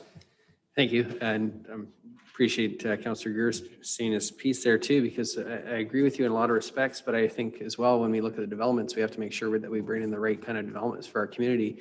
And in the downtown, it's you know, when I look at this, there's 38 one-bedroom units in this development, 5 two-bedroom units. I don't want to see our downtown filled with one-bedroom units. I don't think that's the kind of thing that brings a vibrant community into your downtown. When you look at what happens over the holidays, people that live in one-bedroom units, they go to visit their families, and so they vacate those one bedrooms. They're not hosting their families there. So when you have your coffee shops, when you have your businesses downtown and the holidays, and if we're all one bedrooms in Parksville, we just approved 70 something down off one side of town. We have another bunch of one bedrooms up by QF coming, 38 down middle of downtown. That's not the kind of vision that I see for Parksville and what we need. We need to be bringing in, you know, we talk about bringing younger families and so on. Single parents can't even get by with a one bedroom. That it just doesn't, it's not what's needed for that. So, you know, I guess a question I have to Blaine Russell would be, do we have any mechanisms to limit the amount of one bedrooms, or is there minimum square footages for units in downtown? Yeah. Addressing that kind of concern so that we can get the kind of developments that we need here. What is it that we can do to address that? If I may, Your Worship, through to Councillor Adam Fraz, we don't have a zoning regulation regime that gets into unit makeup that developments have, particularly in a case where the zoning is already in place on a property. If someone is going into a sort of a greenfield site that isn't yet developed and they require a change in zoning, then there is an opportunity to negotiate that as part of a rezoning process. In this case, the zoning is already in place that allows for the makeup of units proposed or a different makeup than is currently being presented. Okay, thank you. So I'll just leave it with that and address to Councillor Greer. I think those are some of the things we need to look at. 38 one bedrooms and 5 two bedrooms. That to me does not sound like a good downtown development. I'm going to go to Councillor Wilson. Thank you, Your Worship. We're a long ways away from my deferment, aren't we? Go So, speaking to what Councillor Fraz says, we've talked about this this speaks to our conversation about how we want our downtown to develop, which is a conversation I think we need to have sooner than later. But I also want to mention that the ADB, one of the comments, it doesn't necessarily come through as their resolutions or their recommendations, I should say, but I've got a lot of notes on this particular ADP meeting. And one of the things that was mentioned that the architects thought that, the panel members thought that there could be more drawings. I think that would give a much better vision as to how this would impact people on the street and et cetera, in the surrounding neighborhood. There are very few drawings that give that perspective, and I think that would help a lot. And I agree with Councillor Greer that it is a nice looking project, there's no doubt. But you know, right now we're just looking for a variance on this. We're not really looking at what's in it. That's a whole other discussion, because I totally agree. We have enough one bedrooms in town everywhere right now. We need accommodation for families and those people who want to come and work here. So, and the other thing, what else did I want to say about this? Probably I'll let somebody else speak right now. Thank you. Thank you. First off, I don't think we are at all like our neighbors as far as delaying projects. every project we brought through has gone through with a great deal of speed and efficiency. We're getting compliments all over the place about how well we handle our applications. So to compare us, because we're slowing down one project, I happen to agree. I am concerned about the configuration of units. There's this many single bedroom units attracts a different type of group than maybe what we want to look at. I'm not saying I'm for or against, but I think we should have been given the courtesy of the developer. In most developments of this significance, the developer or their individual consultant would come to us and say, this is what we're going to do. Here's what the look of this building is. Here's what we're doing. And we haven't seen that here. We haven't been given the chance to evaluate this. As far as number of drawings go, I'm sorry, I don't buy that. I think if you know what the exterior is going to look like, that's really what you're talking about from an architectural point of view. We here at this table are the ones that decide whether we want 1 bedrooms, 2 bedrooms, 5 bedrooms, whatever the case may be. The advisory board's job is to say this fits on that piece of property and it does this particular thing. And my understanding is they've done that. And so that part of it is fine. I just want to have the developer come to us and say, this is what we're going to do on this site. This is why we're going here. This is the approach that we're going to be looking at. What this could end up being is a whole bunch of bed and breakfast, or not bed and breakfast, but the other one for, pardon me? Yeah, Airbnb places at 1 bedrooms. I mean, that's exactly what it could be in its location right downtown like that. We don't know what that is. So I don't think it's hard. We can move this forward. What we can do is we can make a notice or approve it, and then the notice would go out. And when the notice comes back in, we could already have had a meeting with the, or schedule a meeting at the same time rather with the developer, and we can bring in whatever comments we get from our notification, as well as what we're going to get from the developer, and we can make a better and more informed decision. Right now, I'm sorry, I can't make an informed decision on this project. So Councillor Griss had his hand up going, and then Councillor O'Brien is next. Thank you, Worship. And as I said, I have no trouble to defer this and talk to the builders. But getting back to the 1 and 2 bedroom places, you'll find in most cities that the downtown area, right in the downtown core, they are 1 bedroom because you get business people there. It's not a place where you bring families. It's not a place where you bring 4 or 5 kids right down the middle of the main street. Yeah, so when they say 1 bedroom bedroom condos, they're talking about business people, single people who are working downtown. Or on the other side, it's retirement people, such as myself, although I'm not there yet, but where I can't drive a car, that's where I'd move, right downtown. Excellent. In a 1 bedroom apartment. Of course, that's not going to happen for me for another 20, 30 years, but that's the reason why they have so many 1 bedroom towns in the middle of the main street downtown. You go to Vancouver, it's the same thing. Thank you. Thank you. Councillor O'Brien, I'm going to ask you to hold off because Councillor Chandler wants to speak for the first time. So. Thank you, Your Worship. Yeah, I guess my comment on this is this is something we really need to look at carefully because, 2 things.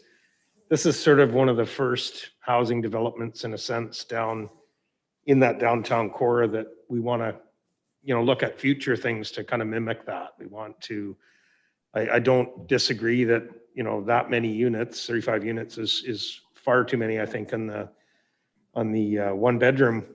I don't really see that that's a good mix really, but I mean, we're not here to dictate what a developer does. We're here to zone it, but at the same token, we can set some precedents to how things, how we feel about it. And I think, we need to look at our community as somewhere that we want to have people coming in that maybe have sold their homes that want to move into a smaller location, but they're going to want to have a guest room for their kids that are going to come in and that type of thing. And, ultimately, I think it's incumbent on us to be sure that we're putting the best foot forward, especially with the downtown being in its, I'm going to say it's almost in its infancy because we've really never seen a really good downtown built here. And it's just, I think we have an opportunity to make that happen. So I would love to see this be reviewed and have the developer do a bit more to let us know what their plans are. Thank you. Thank you. Councillor O'Brien? Thank you, Your Worship. I understand the sentiments around the table here regarding the 1 bedrooms and 2 bedrooms and the preferences. But we don't have that ability, folks. The zoning is there to allow for a 1 or 2 bedroom. And the OCP also does not say this is an area that can only be 2 bedroom. So as much as we like to think we can tweak it, we can't. Because the thing is that it's not in either zoning or the OCP. So we can't tell an owner that he cannot build what is he proposing right here. We can talk about the variances, yes, but we can't restrict what the bedrooms are going to be. We can't dictate what that is. Not yet, only if we made an OCP amendment that said that only downtown buildings only had a certain mix or percentage or whatever, then we could enforce it. But we can't do that at this point. We can ask nicely if maybe that's the way to do it. But they're under no obligation because otherwise the owner bought that property thinking he's done a market evaluation of what's going to happen on the sales of 1 bedroom units. And that's what he's based the decision to build on. So we can't get there as it is right now. That's my point on that. The other thing is that number 4 of the recommendations here, keeping along with what Councillor Greer is referring to continue moving this project along because there's a lot of good about this project as well as, questions we have. But number 4 says to defer consideration of the issuance of the development permit until final consideration of the above noted development variance permit, which is, as Councillor Fraz has pointed out anyways, it goes to the public anyways for comments on where they feel that these variances should be allowed and so forth. So we have full ability at that time to deny the development variance permit at that time. And so all I'm saying is keeping the process going along. And if at that time when the decision, when we have the public input on it, and then we say invite the developer in for a delegation, I think that would probably be the appropriate time. And then we can ask them the questions direct. Just instead of, as I say, for your suggestion for deferment of the entire package, Your Worship. I'm saying we have the ability in number 4 if we pass it, and we can still make the decision at that time. Your points are taken. They're incorrect in the fact that we don't control. We do control because we control the variances that are, and we can turn down all of the variances, which would in fact defeat this project unless he wants to build within the exact bylaws, much the same as the situation next to the beach club where they come back and ask for any variances, therefore we had no choice. Here, we can turn down variances and force it back to being all within the confines of the zoning laws. And that's how you control a development permit process. So it's, in fact, we do have that. Whether we want to use it or not is another question. But right now, I'm tending to agree with the concept of let's push it through and go to notice, and then at the next meeting bring back the developer to talk to us and tell us what he wants to plan. Then we can make the decision. So you and I are saying the exact same thing, just in different words. Okay, so I would agree with you on that part of it. Councillor Frass. I'd suggest that I don't think we should advance the notice until we hear back from the developer. I don't agree with setting down a path, just kind of placeholding the option to make a decision later. Let's hear from the developer before we make any decisions. We shouldn't be starting down paths unless we have intention to continue on down them. So I think I'd like to defer it until such time that a developer comes with a delegation to us. Are you making that motion? Defer? Are you seconding the deferral? Discussion. No, you're right. You're right. All right. All those in favor of deferring? Opposed? Okay, it's 5-2. It carries deferral. Thank you.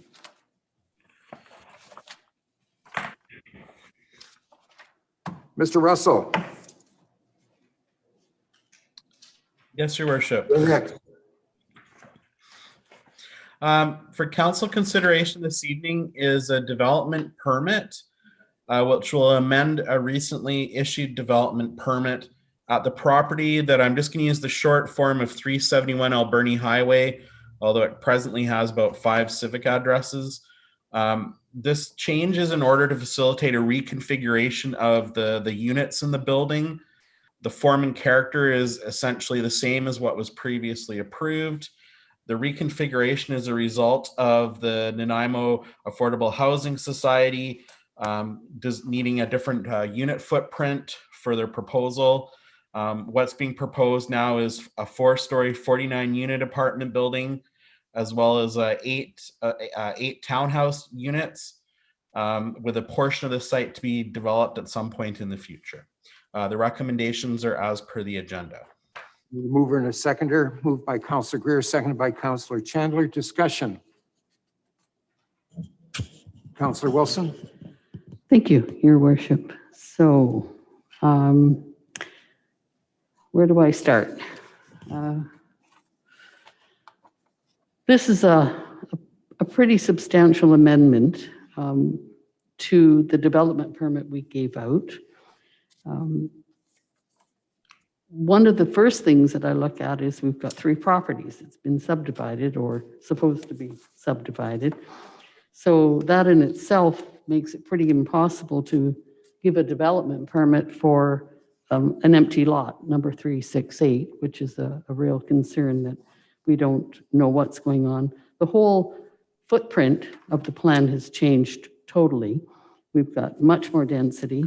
So when we originally approved this, there wasn't as much density on this property, and we've got other buildings coming through, other things coming through, that everything's changed in that respect. I know we can't, we asked for certain units, that obviously we've got fewer units, and I feel that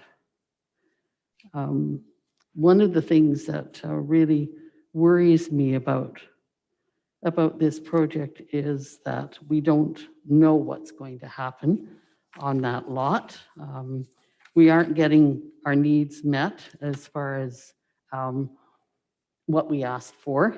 As a matter of fact, I took a tally of the difference in what was originally on that plan that we approved with the quality foods was 24 2-bedrooms and 63 1-bedroom plus dens and 8 townhouses. So right now the plan is to have 16 2-bedrooms, 8 townhouses, and I believe it's 63 1-bedrooms without balconies, without any storage area, without any extra bedroom, plus an empty lot that we don't know what's going to happen. So that's, this is a big change. And not to mention that we've got, they're asking for absolutely everything to be pushed through tonight, including to 3rd reading. And so I guess, we asked for, one of the things that Darish, the architect, said that the parking wouldn't be impacted. And I believe I took notes. I went through that. I went through the meeting again and listened to what he said, and he said that he wouldn't be changing the amount of units. He was going to, that the parking would stay the same. So that is definitely not the case. And I think that another thing that really, really bothers me is that we're not getting what we asked for. We asked for more family and we got fewer family. And yet it seems unfair to ask our taxpayers to give exemptions when we're not getting what we wanted. So I'll let a few other people speak because I have a lot of notes. It would have been nice to ask the developer more questions, because definitely they said they were going to answer questions. I've got, certainly according to all of the things that were said in that video recording that we have. So we're not able to answer questions, and I probably got about 20 of them. So I'll let somebody else speak right now. Thank you. Anybody else have any comments? Councillor O'Brien? Thank you, Your Worship. Just one quick question to Mr. Russell, if I could. Just if you could explain the reason that this project did not go to the ADP? If I may, worship through to Councillor O'Brien. So there's a provision in our policies that allows someone to request that the permit go directly to council. So that's number one. In this case, the architectural style of the building is similar, essentially the same. The architect has attempted to replicate the same architectural form and character as the previous proposal. What has changed is the configuration of the unit. From a staff perspective, the change in the configuration was such that it appeared that it needed council approval through a development permit. As a follow-up then, Your Worship, so the original plan did go to the ADP? If I may, Your Worship, I don't believe the original proposal went to the ADP, but it was accepted by council. Okay, so I have two difficulties then at this time. I feel that by bypassing the ADP, at that time we were looking for the affordable housing and so forth, as Councillor Wilson has pointed out. I'm sorry, Mr. Russell, this is not necessarily a question. This is just me getting on my box here. I recall very distinctly the questioning with the Nanaimo Housing Board or Authority, suggesting that we want families in this particular location, and we want it as an affordable rental place. And the executive director at that time said, "Oh, well, that's excellent. That's exactly," and that is exactly what we wanted. We wanted families, as was already mentioned regarding a previous proposal tonight. Is that the two-bedroom places is what's encouraging families, and we heard at that first proposal that it was going to be affordable housing complex and it was going to cater to families and so forth, which is exactly what we want, because that would allow, because I asked the question specifically, I said, so single parents would be able to move in there with their children, which is required for a two-bedroom. And they said yes. And now, as Councillor Wilson has pointed out with her eagle eyes that she has, is that those 24 two-bedroom places have now been reduced to 16. The 63 one-bedroom plus den, which could possibly be a single parent with a baby type of thing, has now been reduced to 63 one only. And I thought I actually saw that there were actually studios, which is like almost like a bachelor suite. So this is not the original plan and the original intent of what we were hoping to do to provide affordable housing for families.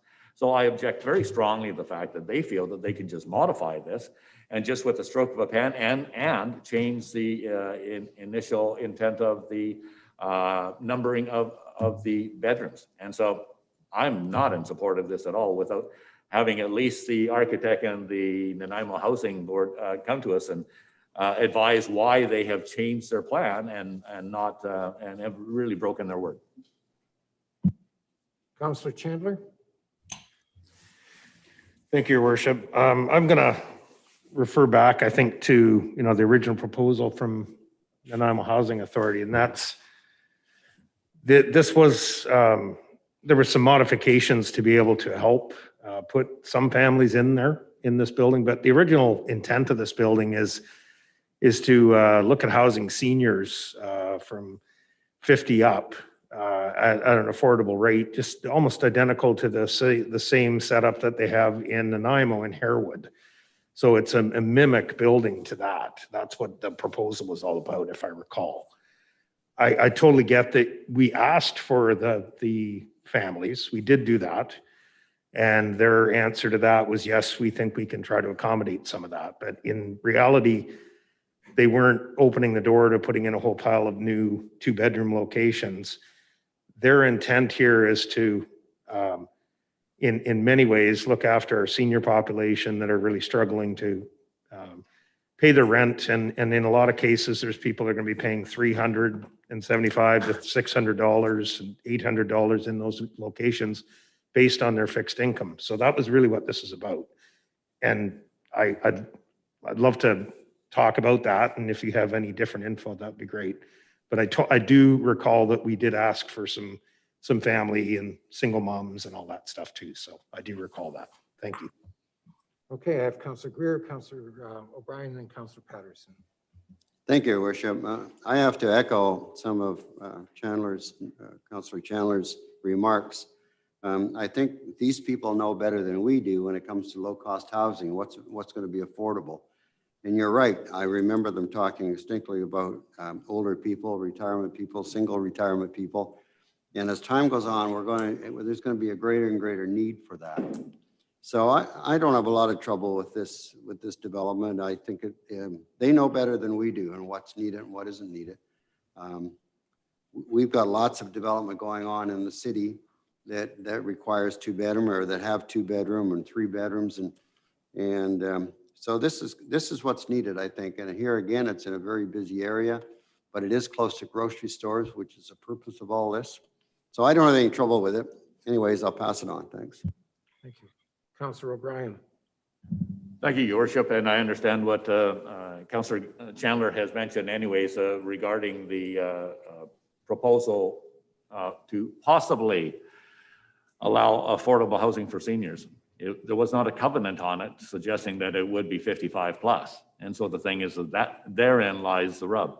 Therein lies my concern, because also the 1-bedroom units could very well be used for, let's just suggest a BC housing project, you know, that are trying to get people off the street. And then they too could use a shelter allowance of $375, and single individuals could be moved into this one. There's nothing stopping them. And I have to say, who's the landlord on this and who would be providing the tenants? So I agree totally. And I would be okay if it was a covenant on this to say that it was 55 plus. Now, I'm totally, and I agree with Councillor Greer that there is a need for that. But I'm just saying if we could only guarantee that that's who it actually goes to, I would be okay with that. And address the additional families as well. Thank you. Councillor Patterson. Thank you, Your Worship. Like Councillor Wilson, I have some questions and concerns that some of them have been raised and everything too.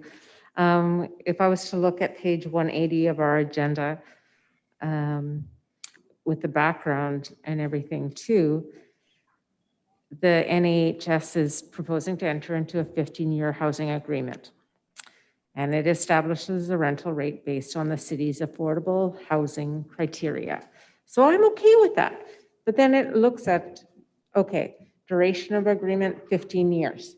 And as Councillor Wilson said, this didn't go to ADP, and we talked a little bit beforehand about limiting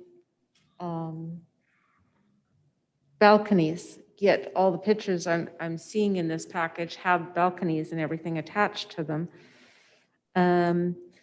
Going back to the background aspect and everything, it's conflicting because it says an estimated initial rent is $1,226.66 per month based on 2020 income levels.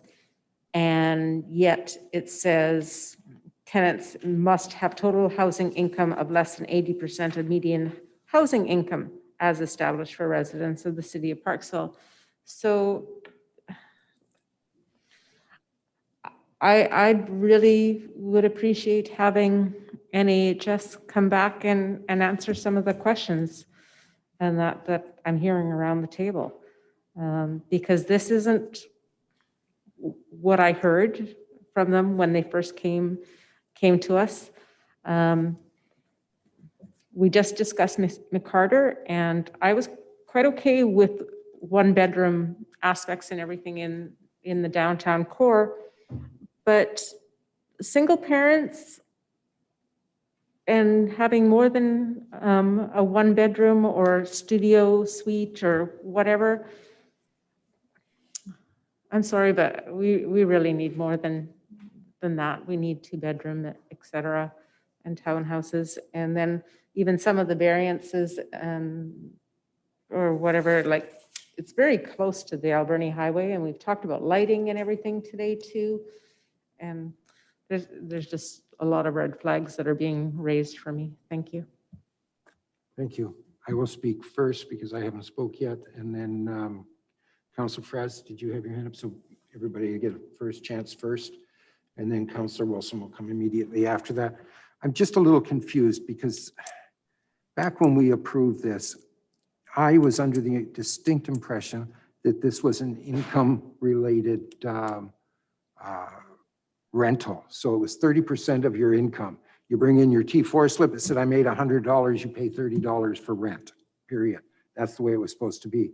My understanding now is that has this changed because of the 80% of the median income and you take 30% of that, and that's where they come up with the $12,600 or $1,266 or whatever number. So I'm seeing Mr. Russell put his hand up, and I'm hoping that I'm going to be proven wrong on this. If I may, Your Worship, that's the following item on the agenda is talking about the housing agreement, but as it's been advanced by council at this point, if I may, with your permission, clarify. The rent amount is the maximum that they can charge to get the benefit of the DCC waiver. My understanding is that they're proposing a spectrum of rents, many of them below that. It's not that that's what they're going to be charging. A number of the rents will be below that threshold, significantly below that amount. Some of them will be that amount, and some of them will be over that amount, and that's why not all of the units are included in the DCC waiver that's being requested. Thank you. Thank you for that clarification. Then I am disappointed because when I talked, I was under the impression that we were talking an income-related rental fee, not this 80% of, and there was, at that time, there was no discussion about this was going to be the maximum, and it was just a straight, this is how we do business with the Nanaimo Affordable Housing Authority. Correct? I mean, if somebody can tell me I'm wrong, I'm more than willing to hear that. But that's what I heard. That's what made me excited about this particular proposal, was that in fact it was going to be income-related rental base. If I may, Your Worship, their proposal for how they're doing that may very well be the case. It's just to satisfy the city's DCC waiver. That's the maximum that they can charge for those 77 units. So that's a separate factor, if you will. So have they come back and said that that's how they're going to do it? I'm not sure how this is reading then. I don't have the specific details. I can't speak for them. I don't believe they've settled on the makeup of those rentals. But for the city's DCC, they were seeking. I understand that part. I understand the part about the city DCC qualifications. Absolutely. You know, that's our rules. I have a hard time giving my blessing to something when they've changed it significantly. To Councillor Wilson's point, they've dropped a number of 2 bedrooms and gone to 1 bedrooms. They've gone to some studio. This has changed dramatically from when it was proposed to us. And if the rents have changed, or the basis of the rents have changed, then it becomes even more significant to me as to why I would want to be approving this.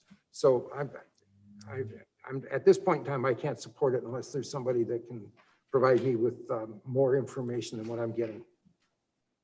So I'm sorry, Councillor Fraz, then Councillor Wilson. Thank you. To council through the mayor. I'm not sure I understand why these changes are even being requested of us. We did a lot of work with the Nanaimo Affordable Housing Society for this development to get to an agreement in place of what we'd be getting. And now it's being switched on us. We're not getting what we thought we would. And as far as I'm concerned, I don't know now because of that, how much of what we were told that I could even count on to begin with. It seems we're not getting as is agreed upon. I don't think these changes are necessary. And to me, this is a rejection and we should stick to what's agreed upon. They have what they need to move forward with the development as it was agreed. And I think that's the way it should stay. Councillor Wilson and Councillor O'Brien. Thank you, Your Worship. So just a couple of things I noticed, and I'm going to direct this question to our Director of Planning. Blaine, can you tell me whether you can approve, not that I'm saying I agree with it. I just want a technical question answered about preliminary drawings coming for a DP. I thought that drawings had to be further along. If I may, Your Worship, through to Councillor Wilson, which specific drawing are you referring to? All the drawings say that they're preliminary, they're stamped preliminary. Those would,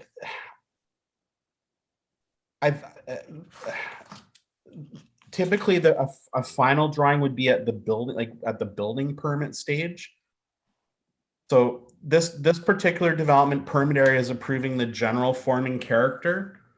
So that label on there wouldn't make a substantial difference. Okay, just most of them don't come through, I notice, like that. So you don't mind if I follow up, do you, Your Worship? No, not at all. Thank you.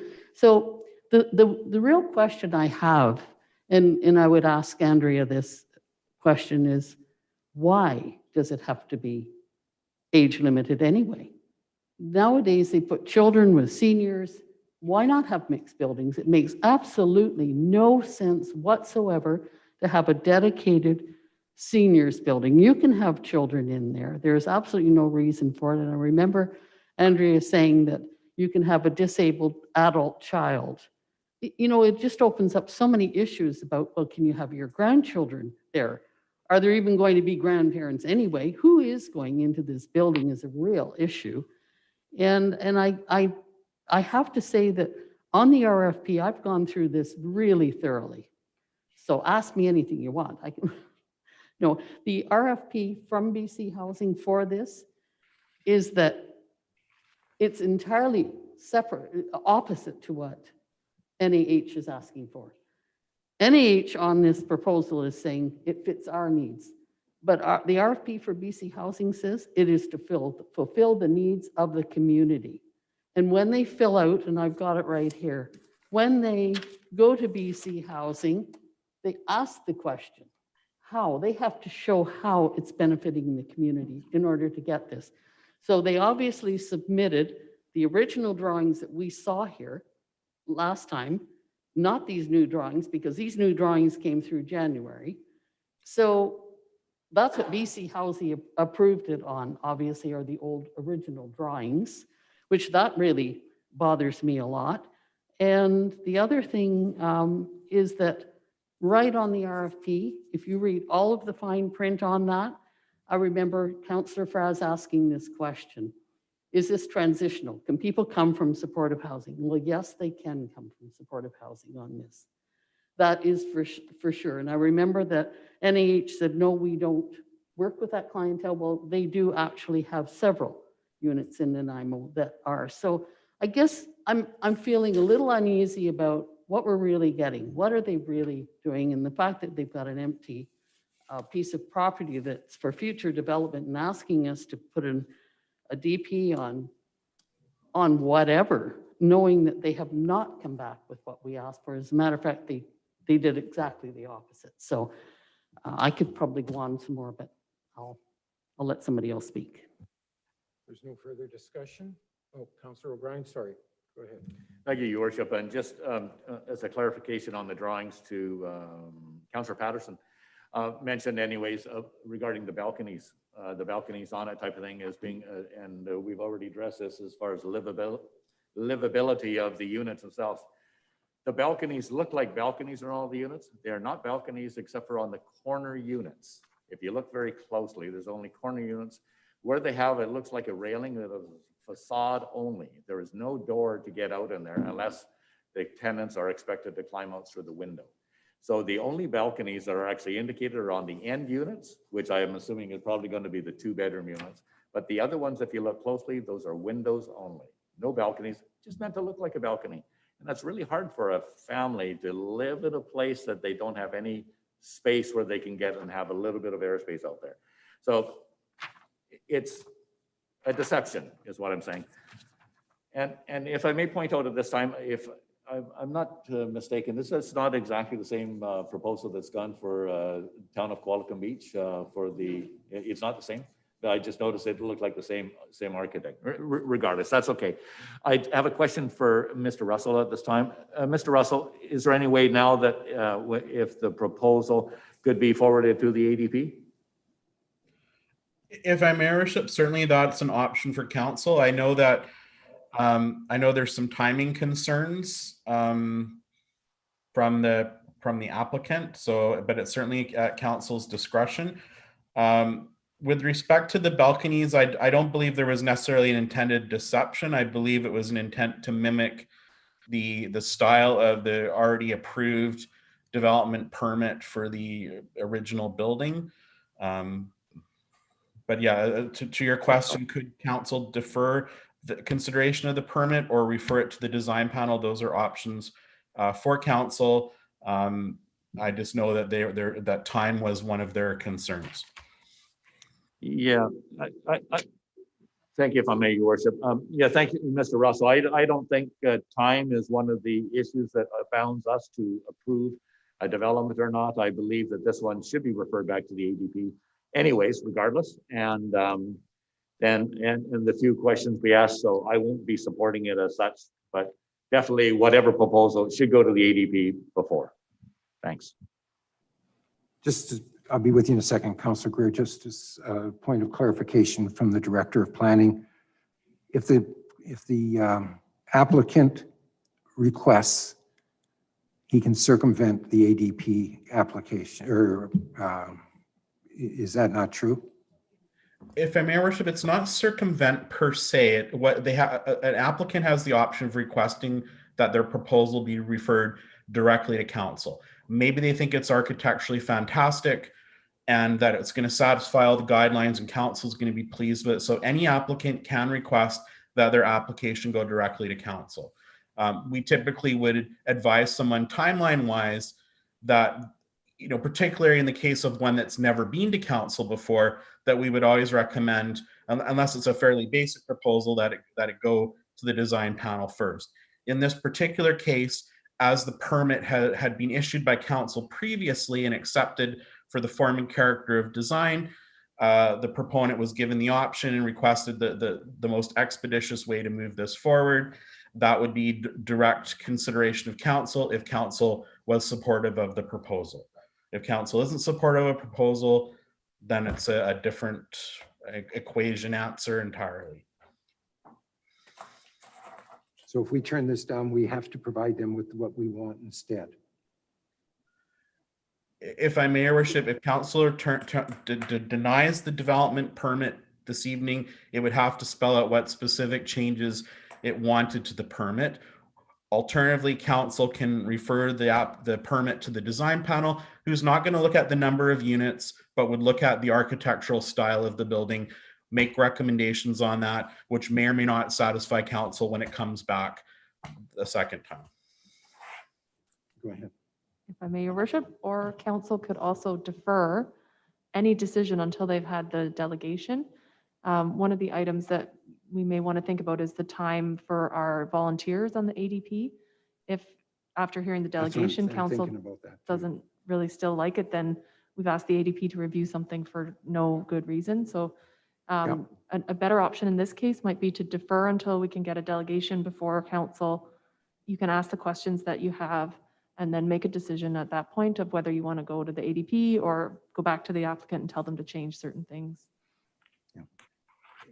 Am I reading the crowd? Am I reading the group wrong? Are we objecting to the design and form and design of the building as much as we are about what's inside the building? Because those are two different arguments here. One is a DP, a development permit situation. One is not. So let's get that sorted out first, because if it's a development permit, then sending it back to the ADP may or may not do what we want it to do. But, so I'm thinking that this may be, Councillor Greer has had his hand up, and then Councillor Wilson. Thank you, Your Worship. I have no trouble approving this at this particular time. I don't think it makes much sense to go back to the ADP. As you say, it's design and what we're interested in, maybe changing some of the format inside. But I think if I recall the conversation, and maybe it'd be better to have a delegation back, but I think there was a time element, and maybe I can ask Mr. Russell. I think they had a certain amount of time when it came to the money. Do you remember something on that For line? the application. If I may, Your Worship, I don't remember a specific time, but I recall something about March, but again, I don't know. That's what I recall too. I thought they had to make some kind of decision to get the money at this particular time. But anyways, I don't think we should hold it up. We can discuss a lot of things at a different date, but I think what they're looking for is to get started on this. Anyways, thank Councillor you. Wilson and Councillor Fraser. Thank you, Your Worship. So you're right. I think there are a couple of things, and I don't see the point in it going to the ADP right now, simply because one of the glaring things for me is they're asking us to give a development permit on number 368, which is an empty lot, and a future, we're giving an approval on a future promise of we have no idea. So I think we need to meet with them. And I'm sorry, I agree with Councillor O'Brien that the time, I don't want to make a decision that's going to impact Parksville residents under pressure without enough knowledge and information. I don't have enough information. And I would have to say that I think that they need to answer to us what they're building there and why they can't do certain things. So I think they should come back. I think we should defer it and meet with them. There is no point in going to the ADP. I agree with our CAO right now and wasting that time at the moment. And also to Councillor Greer, there is a huge difference in this. It is not just about it having the potential forming character as the original. We've got an entire site change. And that is what the ADB does. They look at how the adjacencies, the interface with other buildings, the other things that are not just about whether the building's pretty, is whether it has the right storage and the screening and the right accessibility. There are just many, many, many things the ADP is invaluable for us as a council to make decisions. So, Councillor Fraser. As far as the time considerations or any time pressures, those are self-imposed. We've already given them what they needed to do the project as we agreed upon with them previously. So the time considerations, I don't see as being our problem that we should be stressed over.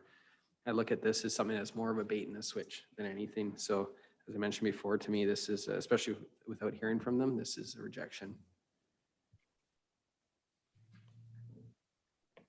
You're suggesting you're going to vote against it. I will be voting against it. Okay, fair enough. Councillor Chandler. And then we're Thank going you, to Your wrap this Worship. up. Yeah, I do believe that's correct. The awarding of the funding was already, the criteria for that was the time crunch. I don't believe that there is any time crunch here, but I may be wrong. But if I recall, it was just a matter of them getting the money from BC Housing to make this work. And so we were awarded one here, and there was another one up in Port Alberni, I believe, and throughout other communities. So that's it. Just recalling that now. Their time crunch that they were under at the time was because they had to apply for the funding prior to a certain date to get into the next allocation of funds. And that's where this all came from. They got in, they were approved with our original development permit.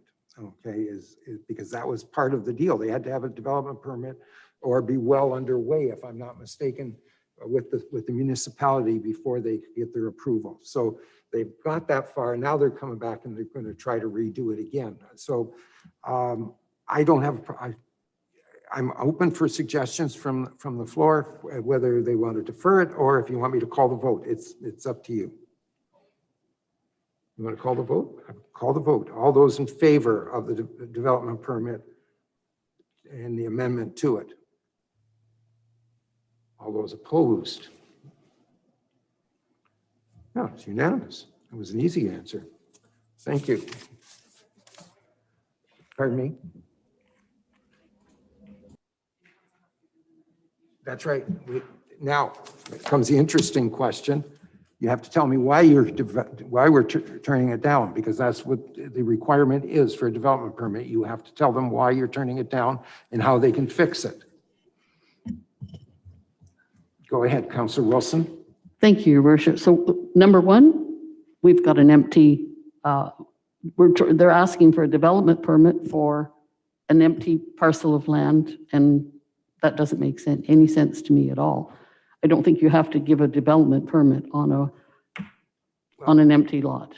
That's not quite true. It's part of the parcel that they're doing. And my But understanding we is don't know what they're doing. it doesn't matter, because if they want to do anything to that lot, they would have to come back and amend the original development permit, or amend the whatever the development permit is approved. It's not like they can just start to build something there anytime they want.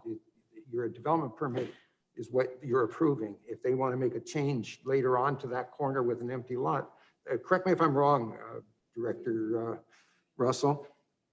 You're doing fine, Your Worship. Thank you. So they have to come back to you. So if it's an empty, we've got that same situation up across from the Chamber of Commerce, where Okay. they have an empty piece of land. They can't do anything else to it until they come back to us and say, we want to do a development permit. So that's the first thing, just so you know. All right, so then they changed the entire plan. And the new plan doesn't meet with what we originally agreed to. I guess that would be, if I'm looking for a reason to say no, that would be the one then. Okay, I'm not sure. Go ahead. Sorry, if I may, Your Worship, I think we have to actually tie it to the development permit objectives.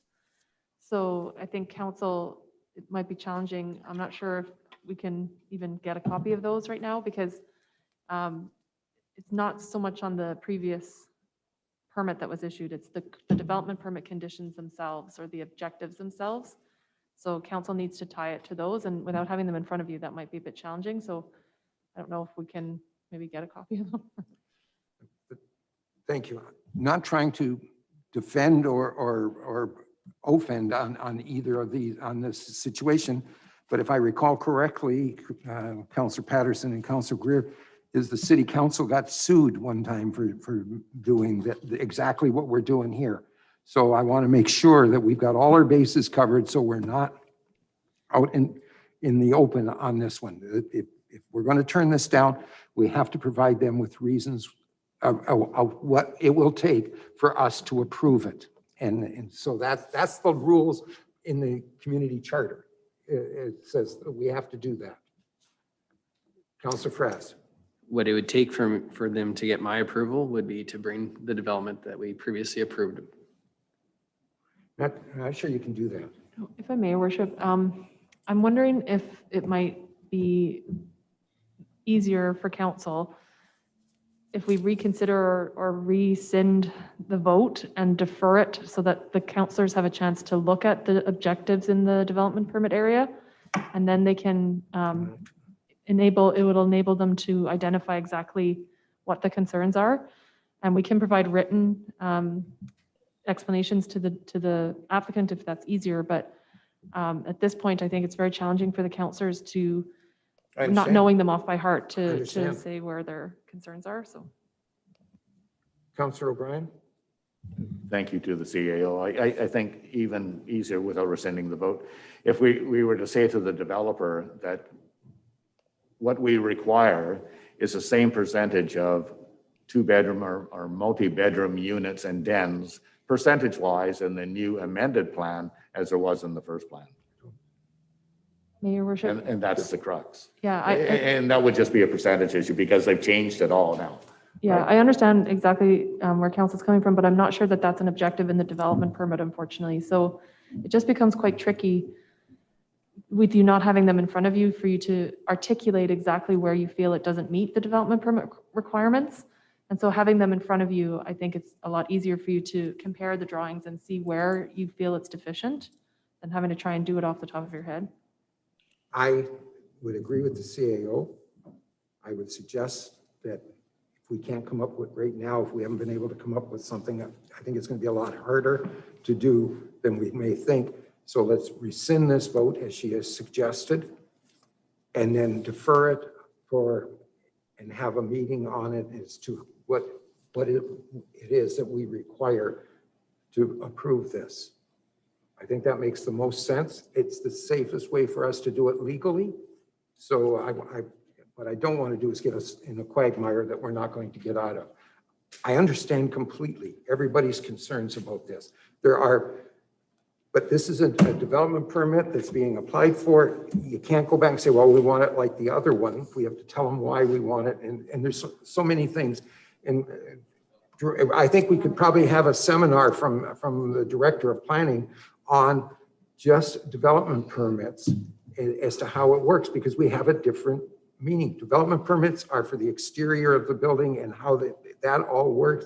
What happens inside isn't near as important for a development permit as what the outside looks like, what the landscaping looks like, what the parking and where the garbage containers go. And even some of those things are probably borderline as to whether they have a say in the development permit approval process. So I think before we all jump off the bridge here, let's go back and sit down and talk with the director of planning and with our very experienced CAO. And so we all know what we're talking about before we talk about it. Does that make sense to everybody? So I need somebody to rescind the vote because you're all voting. Actually, yeah, okay. Councilor Greer, seconded by Councilor O'Brien. All those in favor of rescinding the vote? Okay, opposed? It's carried. All right, now defer this, please. You're deferring it to when? I'm deferring it until we hear from these people once more. I think we just got off the beam here when we decided to reconstruct the whole inside of the building. And that's where I think we went wrong. I think what we're supposed to improve is just the building itself from the outside. Is that not true? Can I suggest first, before we get off on that tangent, that we sit down with the director of planning and have a 2-hour meeting with the director of planning and explain what is required from a development. Yeah, I would approve that. So let's say until after we have that. Councilor O'Brien? Could we at the same time have a delegation from the development at the same meeting? Would you like them at the same meeting, or would you rather? I think I'd rather have them at our next council meeting, quite honestly. At the next council meeting? At the next council meeting. That gives us time after we've had our meeting to sit down and talk about it. Fair enough. Okay. So, all right. Got that? If I may, we just need a seconder for the motion, but I just want to clarify that the motion is to defer until such time as a delegation can be arranged before council. Is that correct? That'll start us. And in the meantime, we'll work out the meeting with. And so we with just Blaine. need a seconder. Seconded by Councilor Wilson. All those in favor? Whew, thank you. Approved. Next, we're going to keep going because we're still going here and it's 5:30. Pardon me? I believe the next one should also be deferred because it's the same issue, it's the same property. Okay, I don't disagree. I agree with that. I need a move, Councilor Patterson, seconded by Councilor Greer. All those in favor of deferring this one? Opposed? It's carried. Thank you. Mrs. Weeks, please. Please, please, please. Thank you.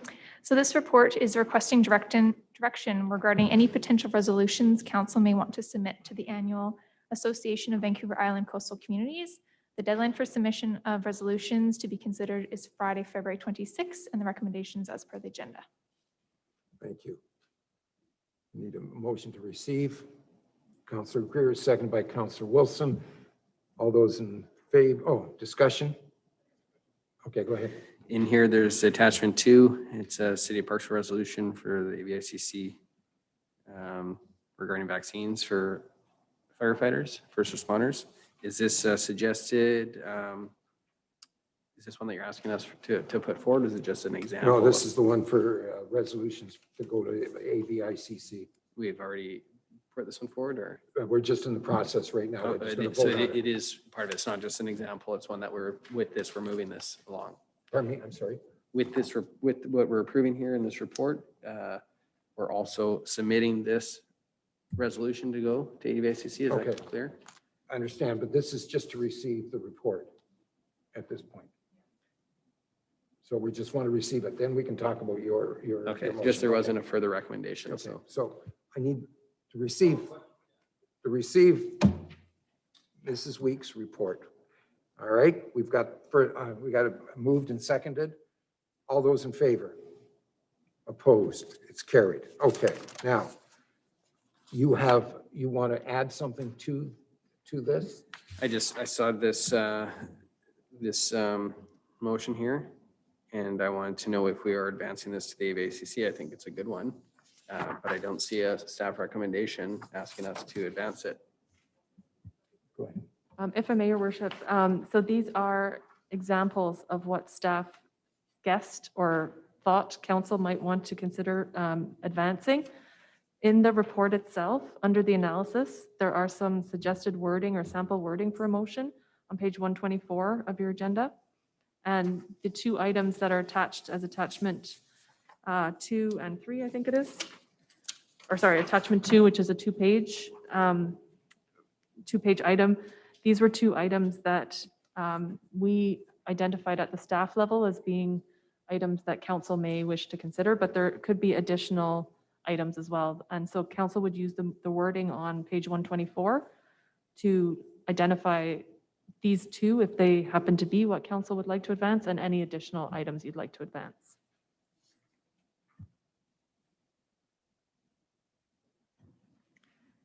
I think these two here were the ones to advance to ABACC. So yeah, I don't want to see them left behind. Okay, are you making a motion to move them to go to ABICC? Yes, but I think also we can open it up to if there's any others to be included, or hear from rest of council too. But just I don't have anything that I want to go, but if somebody else has them. Is your hand up, Councillor Patterson? No, I echo Councillor Fraz with the two resolutions to ABICC that are in our package, and would like to, whether it requires a motion to advance them to ABICC in the dates So you're required. So I'm seconding Councillor Fraz. All right. Any discussion on either one of those? Councillor O'Brien? Is this a discussion to forward it to? Yes, just to okay. forward to ABICC. Attachment 2 regarding the vaccines for paid on-call firefighters. I'm not in favor of this. Not that I don't think it's a worthy one, but I think it's rather redundant, this whole thing, because by the time it gets to ABICC, everything, the vaccines are well underway. And even with the latest delayed ones that came out just last night, that's my first thing, that the vaccines are going to be there available type of thing. And they've changed the phases again last night as to the timing of when each individual in Canada is going to get their vaccines. And they haven't listened to us all the rest of the time on the COVID protocols. And they haven't asked for any recommendations of anything and what they should be doing. And so at this particular time, I kind of think it's really, the thing is that we're just asking them for something that in our opinion is what should happen. But then we're no better than any of the other special interest groups and so forth that are also suggesting that their individuals are more deserving of someone else of the vaccine. I won't say this very often, but what I'm doing is I'm saying I would defer to the provincial government's guidelines as to when each individual in British Columbia will get their vaccines. And because they have a lot more understanding of the numbers that are coming. And so by jumping somebody ahead of the line of what they already have planned, I'm not in favor of that. I think that I trust our provincial government enough to recognize the value of having the firefighters in one of the earlier phases. And I would think that they placed them in whatever position they should be to get the maximum coverage for the vaccines they have going. So just in that regard, I'm not in favor of it. I think it's great, but the thing is that it's making special allowances for special groups. And I don't approve of the other one, so I shouldn't be pushing this one. Thanks. Any other comments? I would just say that unfortunately I would disagree with Councillor O'Brien on this one. I think it's imperative that the on-call firefighters do get vaccinated and be considered at the front of the line because they're no different than police officers or ambulance attendants. These guys go to damn near every accident on the highways. They're confronted all the time. They need to be protected. If some of these guys, if one or two of these guys get sick and it goes through the whole fire hall, or even if they're only one or two, then they're going to close down for 14 days while we go through an isolation period with them. I just don't see that they're not first responders in my mind. Just because they're not being paid doesn't mean they're not first responders. These guys perform a very important duty to the public of Parksville.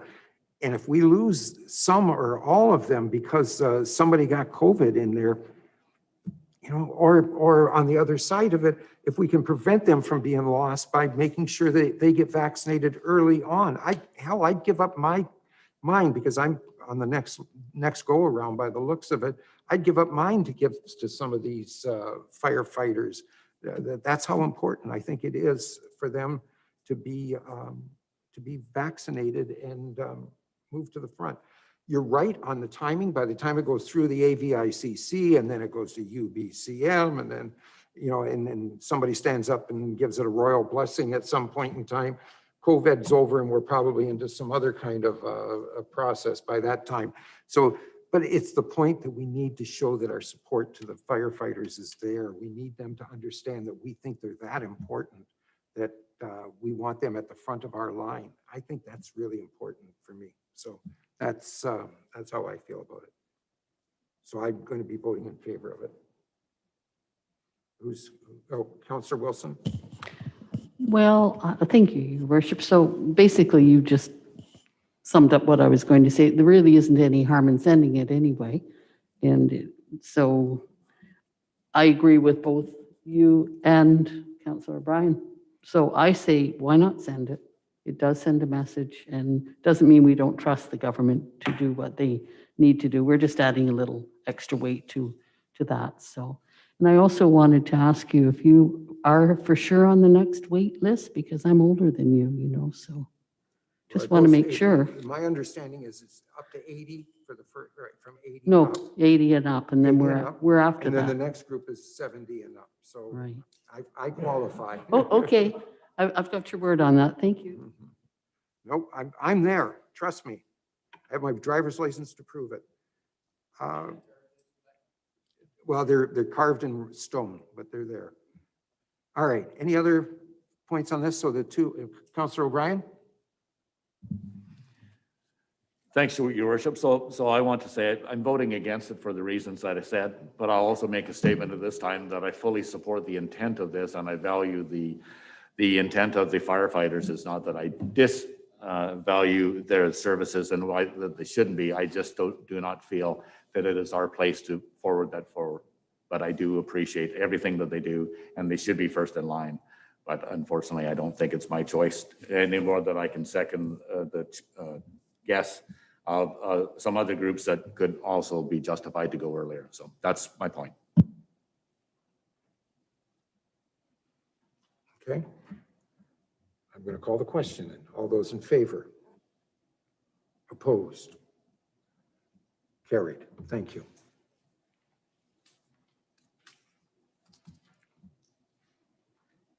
Three readings, housing agreement authorization bylaw 2021, number 1568, housing agreement authorizations for 380, 364, and 368 Moilliet, and 371, 383, and 389 Alberni Highway. I need a mover and a seconder for the recommendation. This is the item that was deferred earlier, and so I think this should also consider for deferral. Good point.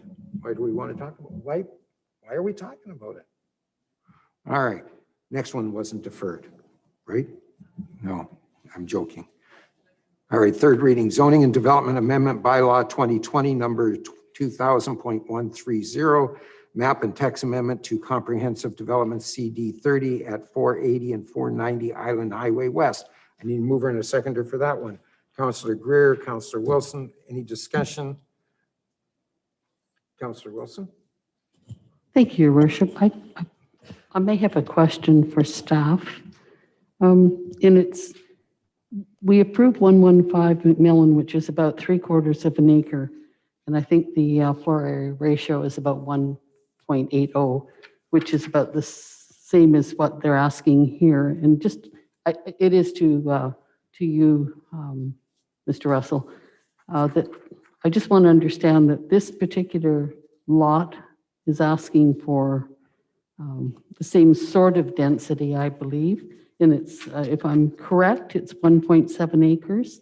Would that give them about 50 units? I know so would it actually be, because the one on McMillan is 71 units with the same floor area ratio. How does this one compare in density? I have to do some quick math here.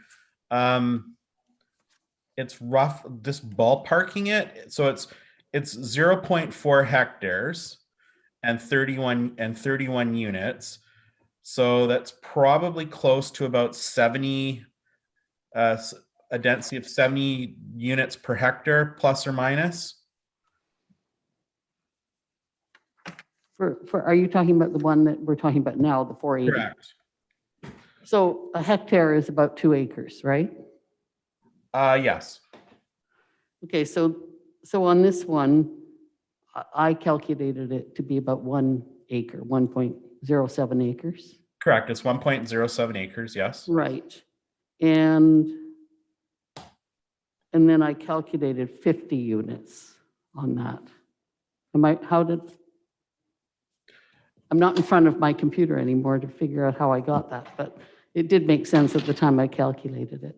If I may, Your Worship, through to Councillor Wilson, what was the other property you're trying to compare it to? And I'll see what I can. 115 McMillan that we gave the CD, the new zone on. Oh, okay. One moment, please. And that one has 71 units and basically the same density of 1.80. I'm just trying to get a sense of where this one fits with the other. Certainly. I don't believe the density is as high, but I want to confirm that for you. I'm just trying to bring up that file. I know that McMillan is 0.75 acres approximately, and this one's 1.7. So we've got more area on this one, I believe. Yeah, the McMillan. So McMillan was 71 units on a property that was 0.76 acres. So it was a property that was like 3/4 the size. The property was 3/4 the size with more than double the number of units, the McMillan property. So this property is about half the density, less, even smaller than that, but approximately under half the density of the property on McMillan. Okay, thank you so much. You're welcome. Okay. Then I need to call the vote. All those in favor? I assume that Councillor Fraz was in favor. So carried. Parks and Open Spaces Committee recommendations. He left you holding the bag. Oh, he's sneaking back in. Thank you, Your Worship. I'll start off, that way I get to choose the part that we get to talk about. And we'll let Mr. Councillor Fraz take the other half as we discussed. At the recent meeting of Parks and Trails anyways, we discussed one of the very interesting development that's happened at the Parks Department anyways, whereby they've as demonstrated by Mr. Payne from Parks anyways, he has coordinated the development of a tree plotter inventory program, which was done in conjunction with the tree inventory that we already approved of last year, which is like almost complete. What this tree plotter inventory program was demonstrated to us, it lists actually every tree in Parksville, on the city of Parksville property. Not only does it list it on the computer software program, it actually has a picture of it. It describes the girth, the diameter of the trunk on it. It also describes where the location is, and it's actually on a software program where we can see every tree in the city of Parksville.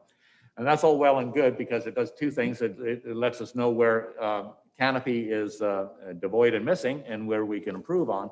But more importantly, what it does is it gives us the ability in the Parks Department to actually isolate that tree and put it on a tree maintenance program, instead of just the Parks Department just observing that a tree is in distress or something like that, or it has been backed into by a car or something like that. This is what's going to do is a tree needs service or a tree needs fertilizing every so often. But what it is a program, so it actually creates a program, the software program actually puts a schedule, a maintenance schedule on the trees in our community. And it automatically comes up, and it's a report that generated every day on the foreman's desk. And so it tells us exactly what time of year, and it knows the species of the tree and what it needs and what it doesn't. And it was just an amazing program because it actually shows a picture of the tree itself as well. So I'm just saying that the Parks Department have taken this software and they've utilized it. As a side benefit, it also shows things like garbage cans, placement of garbage cans in the city of Parksville, as well as benches, dedicated and otherwise. And so it gives a total inventory of our parks assets that we have. Of course, the most important, as you all know, is the trees. And so the thing is that this is now going to make us so that we can take care of our trees better in a more uniform manner. And we're going to increase the canopy by making them healthier and give them everything they need.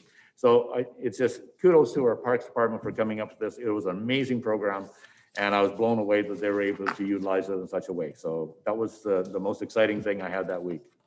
But then I had no life, so it did it for me. Thank you. Thanks, Councillor Bryan. And I think Hold on for a second. CAO would like to. My apologies, if I may, Your Worship. Sorry to cut you off there, Councillor Frass. I just wanted to let everyone know that staff is hoping to come and do a presentation on that very program.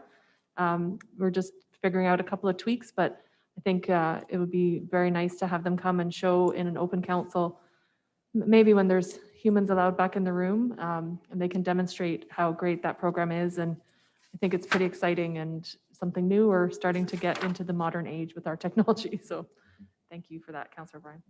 They will be bringing some of the trees in to show us.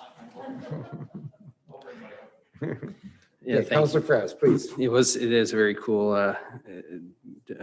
option we have there, that tree plotter. So I know there's some really cool features that I'll save it for when they show it off to us, because I don't want to spoil the fun of it, but it's absolutely amazing. I will just add though too that there is a component that for public to be able to update the trees that they have in their yard, that type of thing. So one of the other things that we saw with that as well was the dog bag dispensers. So we talked just about like the locations of them, along with garbage cans where they are in the community. Interesting to note that we spend about $7,000 in dog bags per year. We have 23 locations for them. So we kind of talked about that, just about disposal of them as well. Going on then, you can see in the minutes how things like the Shelley Park, the equipment's on order in there. The community traffic park circulation plan is complete. The prep work of it's complete, and so on. Just going to see if I have any notes that are kind of adding on differently than what you might have there. As far as the Marks Park, the septet and in there, it does note that 22 trees have come down, and part of the reason for that is they had to do a lot more extensive exploring of the area due to people camping in the parks. And the way they described it is that if people were just using the trails, you'd only have to do assessment based on where the trees might fall along the trails or where there's hazards there. But because people were using the parks all throughout, then the assessment had to be done completely throughout. So it made it a lot more expansive, and it meant that a lot more trees were impacted by it, which is unfortunate, but it's the way it goes. Another really cool thing that I saw to this too is the wetlands signage. They were talking about educational signage that goes out to areas where it talks, about maybe the kind of bushes or the bees type of thing that are out there. But they would also have emergency addressing onto it, so first responders could get a location that might not have a street address, but they can know exactly where they're going to ahead of time, which gives a big benefit for preparedness of knowing what you're getting into and how you might enter a park, because there are multiple accesses to a lot of those areas. So I was really happy to see that. I think that kind of goes over most of most everything there, unless Councillor Bryan has anything else to add on, or if there's any questions. Any questions? Councillor Wilson? I don't have a question, thank you, Your Worship, but I just want to say, I've told all my neighbors where I live that the new equipment is coming to Shelley Park, and they're really excited. They're just, I mean, the surprised looks, reaction is really exciting. And also, just to add on to the Shelley Trail, my goodness, yes. There are so many happy people on that trail. So the parks are just doing a fantastic job on everything. And I don't use those doggy bags anymore, unfortunately. So, I'm not adding to the ends. There you go. We'll be able to cut back the supply then. I'll make just one more comment too, a bit about that tree plotter without giving it away though. But one thing I think is going to be really impressive is that to see how we actually value our trees in our community. There's a really big component to where we can break it down, and I'm excited about how it's going to express to the community that we recognize the value of the trees and what we're doing to help support that. So yeah, can't wait till we do the presentation here. Okay, I'm looking forward to it. You guys got me excited about it. Okay, notice of motions. There are 2 resolutions included in the agenda in lieu of notice of motion for council's consideration. First one, and I'm going to read it all through, so bear with me. I'm very pleased today to make this motion. Over the last 12 months, there are a number of groups that have been hurt by COVID. Over and above those who became ill or worse, we have seen this pandemic affect individuals in so many ways. We have seen small businesses suffer, in some cases, irreversible damage or worse. We have seen the effects on schools, sports, social events, and on and on. One of the groups that I have a concern, or we have a concern on, is for our volunteers.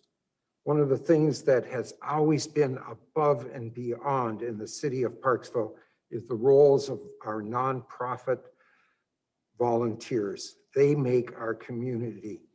They've done it for years. We're known to have the best volunteers around. And this is a direct result of the hard and endless hours that they all put in social, cultural, and community support services. One of my concerns amongst many is that we may start to lose our nonprofit organizations, especially when they have been such a long time between meetings or events, or because they have not been able to hold fundraising events, or the cost to do business has dramatically been affected because of COVID. Tonight, I'd like to make the following motion, if I may. That staff be directed to establish a one-time $280,000 COVID relief grant and aid program for registered nonprofit groups providing social, cultural, and community support services located in Parksville or serving Parksville residents, to allow these groups to apply for reimbursement of COVID-related expenses incurred since March 2020. For example, the cost to obtain personal protective equipment, enhanced cleaning and sanitation costs, or costs to adapt programming or services during the COVID-19 pandemic, or other COVID-related losses in regular revenue due to inability to hold annual or ongoing fundraising events. Wages and utility costs are not eligible, as these costs have been offset by senior government programs. That applications be required to follow the same submission requirements as the regular grant and aid program that we've had for many years. I'm extremely happy to make this motion, as I believe that there are many nonprofit service-oriented organizations that provide service to the residents of Parksville that will benefit from this program. You won't be able to double dip on these funds. If you are already receiving some form of government assistance, you will not be eligible. There will be a cap of $280,000 on the grant, and if the demand exceeds this cap, then a prorated amount will be allocated to those approved. We will have staff develop an application form and requirements, as well as establish eligibility requirements. We will provide guidelines in the near future to outline how and when to apply. Some will ask why we are not providing assistance to those small businesses that are having an issue. And honestly, we would have loved to do so. But the provincial government charter, community charter, is very clear that municipalities cannot provide assistance to businesses. So we will leave that to the more senior levels of government. And before I can open this up for discussion, I would ask for a seconder to my motion. Councillor Wilson is seconding it.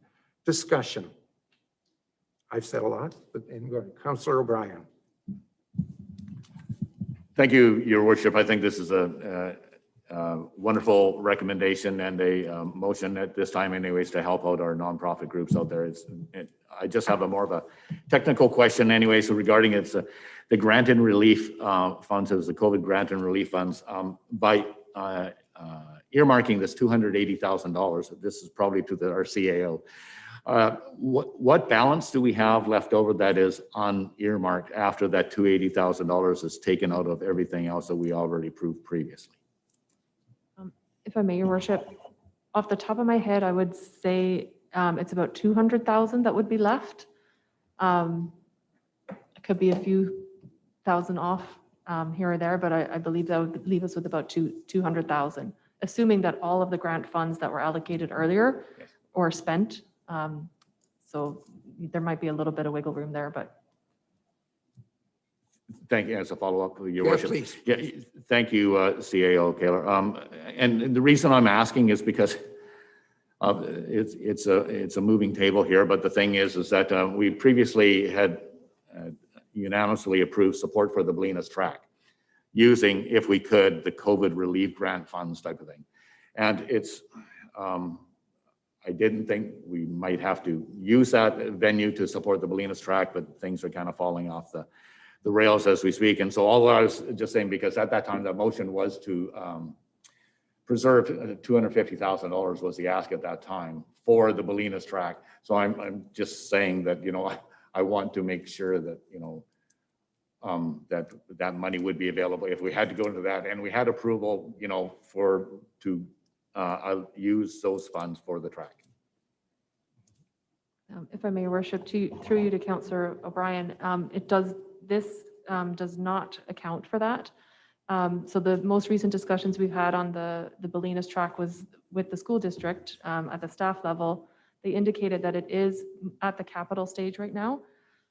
So what we had tried to do was identify whether there were operational elements of that, like more design drawings or other things that would not be capital. And they indicated to us that they are at the capital stage. So the money they need now is to actually build the track. And so the information we have from the province is that this grant should not be used for capital. So the question, I believe, came up about how would we be using it for the pool? And the answer to that is that we're not using it to actually build the pool. We're using it for more studies and an operational, so it's not going to purchase capital items. So when I spoke with the school district reps, they said that most of the background stuff is done and they are like looking to purchase the materials and the items to move it forward. So at this point, if the 280,000 is approved tonight, that leaves only about 200,000 of that grant. Not to say that there isn't an option to provide it from some other pool of money that the city might have, but it does not allow for that to proceed as planned. I believe the resolution was subject to it fitting with the COVID eligibility, and just from our discussions at the staff level, both myself and the treasurer for the school district didn't really see how it fit, just because they've advanced to the capital process or capital stage. But we will defer to council. I believe that the province would defer to council as well on that. So it's low risk, but just looking at the letter that we received from them and the confirmation from them after the fact that capital is not eligible, that was kind of where staff have landed. Right. Thank you for that. It's just, I had a comment from, actually, it was another municipality anyways, and they suggested what they were doing. And I said, how can you? And they said, we can. And so it was a question mark that was raised. And so I put out some feelers type of thing to see, you know, if there's any chance that it does. And I don't have that information. I just didn't want to commit money that we had already committed, is all I'm saying. It's a super motion. I just didn't want to say, you know, then we're going to be looking about, we've committed money twice is what I'm saying. I'm just trying to prevent that. You're suggesting that there's probably 200,000 left in the balance, and I'll be happy. Actually, 220. So 220. There's 220 left. we're close anyhow. Yeah, so I'm okay with that. Thank you. Any discussion on this? Then I will call the question. All those in favor of the motion? It's unanimous. Thank you very much. Councillor Fraz, you're up next. Thank you. This is one I'm very excited to bring forward here, as myself and Mark were past firefighters with the Parksville Fire Department, and there's a petition put forward to the government, the federal government, by another fellow firefighter, Sean Wood, who Mark and I worked with. Essentially, what happens right now is currently after completing about 200 hours, or it is after completing 200 hours of eligible volunteer time for firefighting, firefighters can claim a non-refundable $3,000 tax credit. It works out to about $450 in savings, or over that 200 hours, it's about $2.25 per hour. And if they exceed those 200 hours, which they often do, then of course it just drives that amount down even further. So increasing this tax credit would allow the volunteer firefighters to keep more of their hard-earned money, and likely that money would then stay in our local community, and also would help with firefighter retention.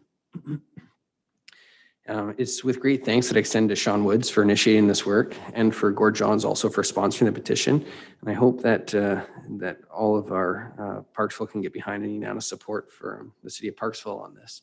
This will be for a petition that'll go to the federal government. Thank you. I need a seconder for his motion. Councillor Wilson. Discussion? Councillor Chandler. Thank you, Worship. Yes, through the mayor to Councillor Fraz, this is a great move. I really appreciate it. I think, it needs to be recognized that Sean Wood did a lot of work on this. This has been going on for at least a couple of years. And I think what's cool about that is he's no longer a volunteer firefighter, but he still pushed for it. And I think it needs to be recognized that he went above and beyond to make this happen. So I'm really excited to see that he followed through with it. But at the same token, obviously Gord Johns had to carry it forward. We obviously like that as well. So I just think it's a great initiative, especially right now, when it's probably as critical as it ever has been as far as money in pocket right now. People have really suffered through the whole COVID thing with their personal businesses and things of that nature. So I know if it was me out there, I would, any more money in my pocket would be fantastic. So I applaud everybody that's involved in it, and thank you, Councillor Fraz, for bringing this forward. Thank you. Councillor Fraz. I just want to apologize too. I realized I read my speaking notes ahead of actually saying the motion. So for anyone watching, I'll read out the motion. I know we all have it in front of us, which is why we know what I was talking about, but maybe no, everybody else doesn't. So the motion that we moved and seconded was that council endorse a petition raised by MP for Courtenay Alberni, Gord Johns, to the Government of Canada to increase the tax credit allowance from $3,000 to $10,000 annually for volunteer firefighters, and that staff be directed to submit a letter of support for this initiative to the Prime Minister of Canada and to Mr. Johns. So again, my apologies for reading those in the reverse order. No problem. Any other discussion? If not, I'm going to call the question. All those in favor? That was an easy one. Carried. All right. Councillor O'Brien, you had some new business you wanted to bring up. Thank you, Your Worship. And this is just we had a presentation by our communications director, Deb Tardif, anyways, regarding the pool, the feasibility study and so forth. And she announced using the Let's Talk on the website, which has turned out really well because it's got all the information that's necessarily on that. What I would like to do is kind of have a suggestion or a discussion anyways of council anyways at this time, because it's a good start and it's an excellent, and the format is wonderful, but I was wondering if we could, there's people that are asking questions like crazy and about the whole thing. And these are people that are probably not comfortable using the computers and so forth and navigating websites and so forth. And so the thing is that I'm suggesting that embrace even more of the community into the discussion on the pool. And like in the form of a survey, in the form of a consultation, a form of what the consultants have said this way it'll look like, and this is what it could look like, and this is what it might look like, and type of thing, and put that out. And I'm thinking that there could be two ways going out, because so every resident in Parksville will get it. The utility bills go out in March, at the end of March, or they go out in March, they're due at the end. The thing is that I'm just thinking, could we design a brochure that's going to go to every resident in Parksville in the utility bills as an enclosure, as a brochure, and explaining the different things to it. And that way we know we've got coverage is one idea. And the other is to actually go to a survey in the paper, or take out a full page ad in the paper. You know, something like, all I'm saying is that for people that, as it is now, the Let's Talk platform is excellent. It's well done type of thing, but it's limited to the way it's going. And the thing that maybe I misunderstood on the Let's Talk, I thought it was going to be done as like a forum discussion, like the Facebook, of having like everybody, thank God, no. you know, like they don't have to identify, but I don't see that yet. Like we got the comments, but the thing is that I think if we could have a town hall, that's what I'm saying, this COVID is preventing us from having this whole transparency. So the comments came back to me and says, you guys know what's going on, but we don't know what's going on. And what about this? And so I said, well, there's a way that we can engage. And they say, well, besides that. And I said, yes, okay, I hear you. So in the understanding of better communication to the public, you know, like I'm looking for council's ideas on, this is a pandemic we're going through, and this is the biggest project, as the mayor has already mentioned, that we already have going on. We need everybody's input on this type of thing. And I think we're only getting a portion of it right now. Like we're getting good numbers anyways through the site. But I think we could do better. And as an idea, I think what we should do is, like, if we say, people are saying, well, how much is it going to cost? Because they say, it's all up to you. It's a boring referendum that it's going to be. You're going to reject it or approve it. And so they said, well, how much is it going to cost? And I said, well, it depends on what you build. You decide. That's what we're going to build. And then it's cumbersome I'm explaining this over and over again. I said, well, it depends on if it's an aquatic center. It depends on if it's an aquatic center with a multiplex. It depends on if it's a multiplex with a gym, and it's, you know, plus. It's a la carte. So they say, okay, well, that's fine. Then can you give us costs? And so maybe with the suggestion that we can say, this is what the consultant said, and they did. Here's what an aquatic center would cost. Here's what an aquatic center with weight rooms and meeting rooms would cost. Here's what an aquatic center with a multiplex attached and with a gymnasium and so forth attached. A dollar figure on everything else. That's what people want to know, because they don't know. I mean, we're saying that somebody just said, well, I'm not approving anything that costs 50 million. And I said, well, it's not necessarily going to be 50 million. So we have to explain, but if people can see in dollars and cents what it's all going to cost. And then if we determine that, once we get that determined, that, okay, the people want just an or aquatic center, or they want one with some more amenities, and they want with a multiplex attached, all of it. If we decide that first, then we know because the consultant said an aquatic center takes 5 acres. A multiplex was going to take 7 acres. And so then we know, okay, then the cost of that has to be built into it. A 7-acre site as compared to a 5-acre site. And so the thing is that, and that's what I think we should have done first, is we should have decided what we're going to build. And then that's going to determine what site we need. Because as you know, we're taking huge heat, or I'm getting a lot of heat on the Despard site. The Despard site, they're just saying they're not going to support any pool that's on the Despard site. And I said, well, there could be other sites as well. They said, well, you should identify that. But they said, if it's a Despard site, we're not going to support this program or the pool itself. And so if we can say, well, we only need 5 acres, so maybe we can use this site. And that site at 5 acres is going to cost us X amount of dollars. If we need 7 acres, on the Despard site, that's what it's going to be. We already own it. But then they're saying there's so many things wrong with the Despard site. It's putting too much interference on it. It's too much interference on what is supposed to be a really great project, the pool. People said they wanted a pool, but now we got all this interference floating around about the Despard site. So I'm hearing it over and over again, folks, and I don't want this thing to fail. But the thing is that I'm suggesting right now, actually, we take the Despard site right off the plan as a possibility, because the thing is that it's got so much resistance to it. And so the thing is that I think we have to let the public decide what they want, and then we find an appropriate site. But, you know, that has to be, we have to get their input. You know what I'm saying? I don't like this pandemic because it stops us from talking with the people there. So we got to improve the communication and not be accused of all this in-camera meetings type of thing, because the in-camera meetings, we discuss a lot of things that didn't have to be in camera. And, you know, like, you know, the test site was Despard. Well, if the test site was Despard, well, why did we have to discuss that in camera? I don't understand, because it wasn't, we didn't have to acquire any land, you know. So the thing is that, anyways, I'm just saying that we need better communication. And We're advised. Throwing it open to everybody. Thank you. We're advised, we're getting the texts already from Ms. Tardif, and she says we can do these things. We can have town hall meetings and everything else. I'm going to disagree with you. You've been campaigning on this since we started.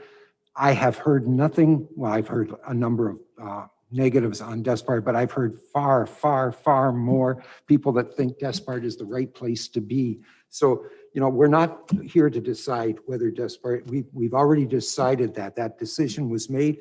And the only thing that we will decide now is if the reports come back on it. What we're hearing is a bunch of information coming in that is inaccurate, not factual.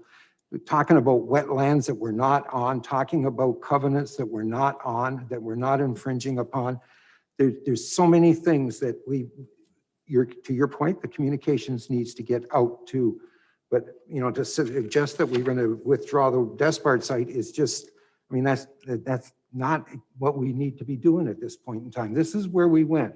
As far as establishing the pricing of the building, we can't establish the pricing until we establish what the people of Parksville want.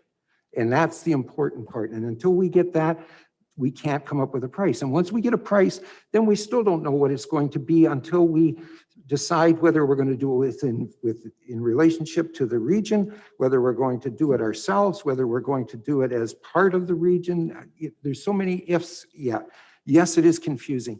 It is a large, cumbersome project at this point in time that as we move forward, we answer these little pieces and take it off the table. Answer the little pieces, take it off the table.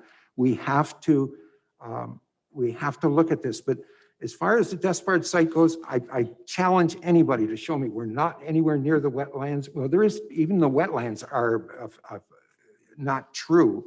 It's just because the land is wet, they call it wetlands, but it's not a true wetlands. It has not been identified by any biologists or anybody else that these are wetlands per se.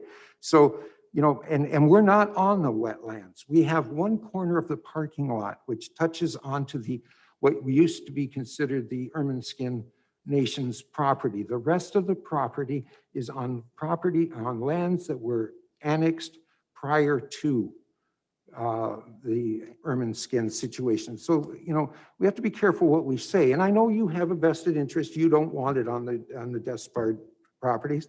And I happen to want it on the Despard. So we're gonna go back and forth on this for a long period of time. But at this point in time, council approved that was where we wanted it to do it. So we'll go from there. Councillor Wilson's next. So, thank you, Your Worship. So just never mind the Despard site right now. One of the thoughts that came to mind in how to get this out is a video. I'm not sure. I'm sorry, I didn't. A video. And right to mind, you know, I'm thinking of who would, you know, obviously one of the best people to speak to it might be the architect, but of course that's going to be expensive to do. But, you know, if we had a video, I don't know, maybe we could piece together different people, you know, our CAO, our everybody, no, okay, well, but just a video that maybe we put together that explains everything, because people tend not to read all that information. I think it's intimidating when they see that bulk of information and think, oh yeah, and they just gloss over it. Whereas if you can watch a video, you're much more engaged. The video could take you through a visual tour, perhaps, of what it might be. And I think that maybe while that's going on, maybe questions could come up, just like when you have a Zoom call, you might have, people might put a question in the chat box that could be answered, and some way of engaging. So yes, we're not going to have our town hall right now, but people need to have that interaction. But I also think that having some way of visually walking them through it, because I know what a walkthrough on an architectural development can look like, and it's quite engaging. So I just think that might be a way of opening that door, and then people can ask, yes, if you don't like the site, all sorts of things, and they can ask those questions. And maybe we could work with the paper to advertise more about that. So it's just my suggestion, and I'm open to other people. Thank you. Councillor Bryan and Councillor Greer. Thank you, Your Worship. So I disagree when you advise that this is what we agreed upon. We did not agree on Despard site. We agreed to use Despard as the test site so the consultants could do a footprint and a layout. We did not agree on the Despard site as being the site for the pool aquatic center. As the CAO reminded me when I said that I totally oppose this as a Despard site, she said, oh, this is just for the consultants to use. It was not the on-site. As you know, we started off with 3 test sites, and we chose not to do investigation on the other 2 test sites because at the time, the consultant was going to charge us more than what we had already approved for the consultant study. So as per our suggestion from the CAO, they suggested that, well, okay, well, let's just do a test site, which is one only, and that way we can keep the cost down to what we had already budgeted for, which I believe was $70,000 as compared to $95,000 that they were asking for. So I agreed to that, to have a test site, but at no time did I agree, or did we as council agree that Despard is going to be the site for the pool. And so it was not agreed upon, it was not voted upon. The thing is that we voted to go ahead with the consultants using this, but at no time did we say this is going to be the site. We didn't have a vote on this. The thing is that, and it was suggested as well at the time that this could be changed at a later date if at that time, say some of the geotech reports or the biological reports, if they came back unfavorable, it could be changed. That's what I was told. And so the end of riparian study had to be done yet. So that could change things as well. And then the studies went out and so forth, and I see the studies come back, and I'm sorry, I look at the studies and I say, whoa, there's so many red flags in these studies and so forth. I kind of go like, well, it's definitely not going forward now. So, but the thing is that the staff have continued to support that it can be built on this site, even regardless of the studies have said, because this can be mitigated, that can be mitigated. But what they're not saying, what they should be saying, honestly, is that the fact is going to cost way more money because this is a flood area type of thing, and it's going to be it can be built on, but so can a site on Mars. The thing is that this particular site is going to be difficult to build on. It's going to cost way more money, and it's going to destroy our tree canopy. So the thing is that we didn't decide it, Your Worship. We did. On October the 5th, we took a vote here. October 5th? On October the 5th, we took a vote of council that was the site that we were going to progress on.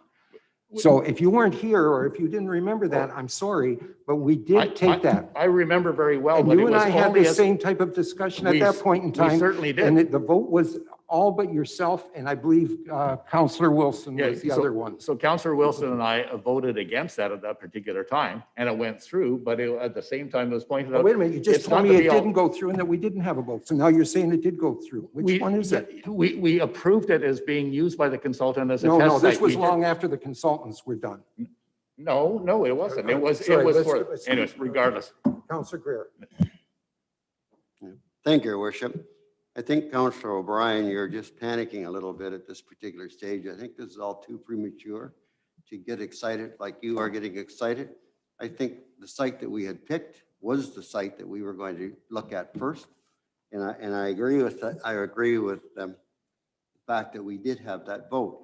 But on the other hand, when you mentioned that you're talking to hundreds of people, I talk to probably as many or more people than anyone in here on a daily basis. And I have not heard one complaint about that location, not one.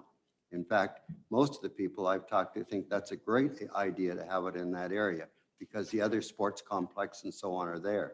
So it might not be the final destination for the pool, but as of now, that's what we're working on.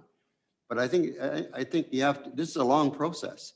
And I think it's too premature to get too excited about this at this particular time. The people will get to know sooner or later, and hopefully sooner than later. But we'll get it across to the people where they understand what's happening. And we'll get their input as well. Thanks. Councillor Chandler. Thank you, Worship. Yeah, I think, I mean, we're obviously going to be engaged by the public in a very big way in the next little while. We're getting lots of comments. We'll be coming through. I mean, I really want to hear from the public on this. I think that's really our big stumbling block would be what does everybody want? You know, we're just getting the process going. At this point, it's the public that's going to either vote it down, where it's going to go, all that sort of stuff. So I think in reality, if we get this huge backlash that it's not good for the area, then that may change things. But at this stage, I think it's time to sit back, you know, and just see what happens. Thank you. Councillor Wilson and Councillor Perez. Thank you, Your Worship. So now I have to address the Despard issue and the vote.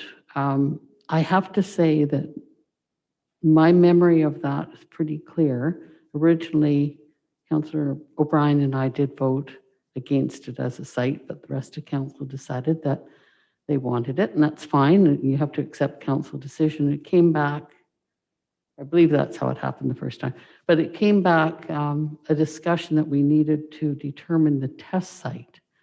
And I remember this discussion going around and around. And I remember feeling very uncomfortable about the vote, but it was explained in such a way that I understood that we were not voting for the Despard site. We were voting to use it as a test site. I always understood that this is going to come back after all of the tests are done, and we are going to determine whether or not we want the Despard site. So that's how I understand it. Thank you. Okay. Councillor Perez. Yeah, I feel like I lost sight of what the motion was that we were here to debate right now. I think it was about getting public consultation, which I believe is a great thing to do. I think it's hard to, oh, there's no motion, it's just general discussion. So just in regards to the ideas of putting a little flyer in with utility bills, I think it's a fantastic idea. I think we do need to get more feedback from the community and have their input.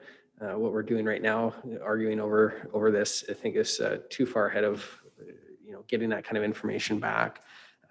Just to share, as far as my recollection though, is, as far as the Despard site goes, we had agreed that that would be the site unless there was damning reason to not go there, then we'd look at other options. But even in getting that far, we looked at many options, and I even posed this question out to the public. If people think there's somewhere else they'd like to go, where do they think is a good site to go? Like I hear comments like downtown. Okay, which piece of land downtown without bulldozing buildings or so on? Like I know there's always the fantasy of like the perfect location. I agree. Let's put it in the perfect location. I would vote for that. Where is that? And there's not a lot of options left in the community, and there's going to be fewer and fewer in the future. So I think if people don't like the site, they should also bring solutions with those oppositions to it. So I think that's why we got to where we are, and it may not be perfect, but I think it's the best that we got. Councillor Patterson. Thank you, Worship. At this point in time, Unless Councillor O'Brien has a notice of motion that he's bringing forward, I would request a point of order and move on. Fair enough. Councillor O'Brien, you have the choice.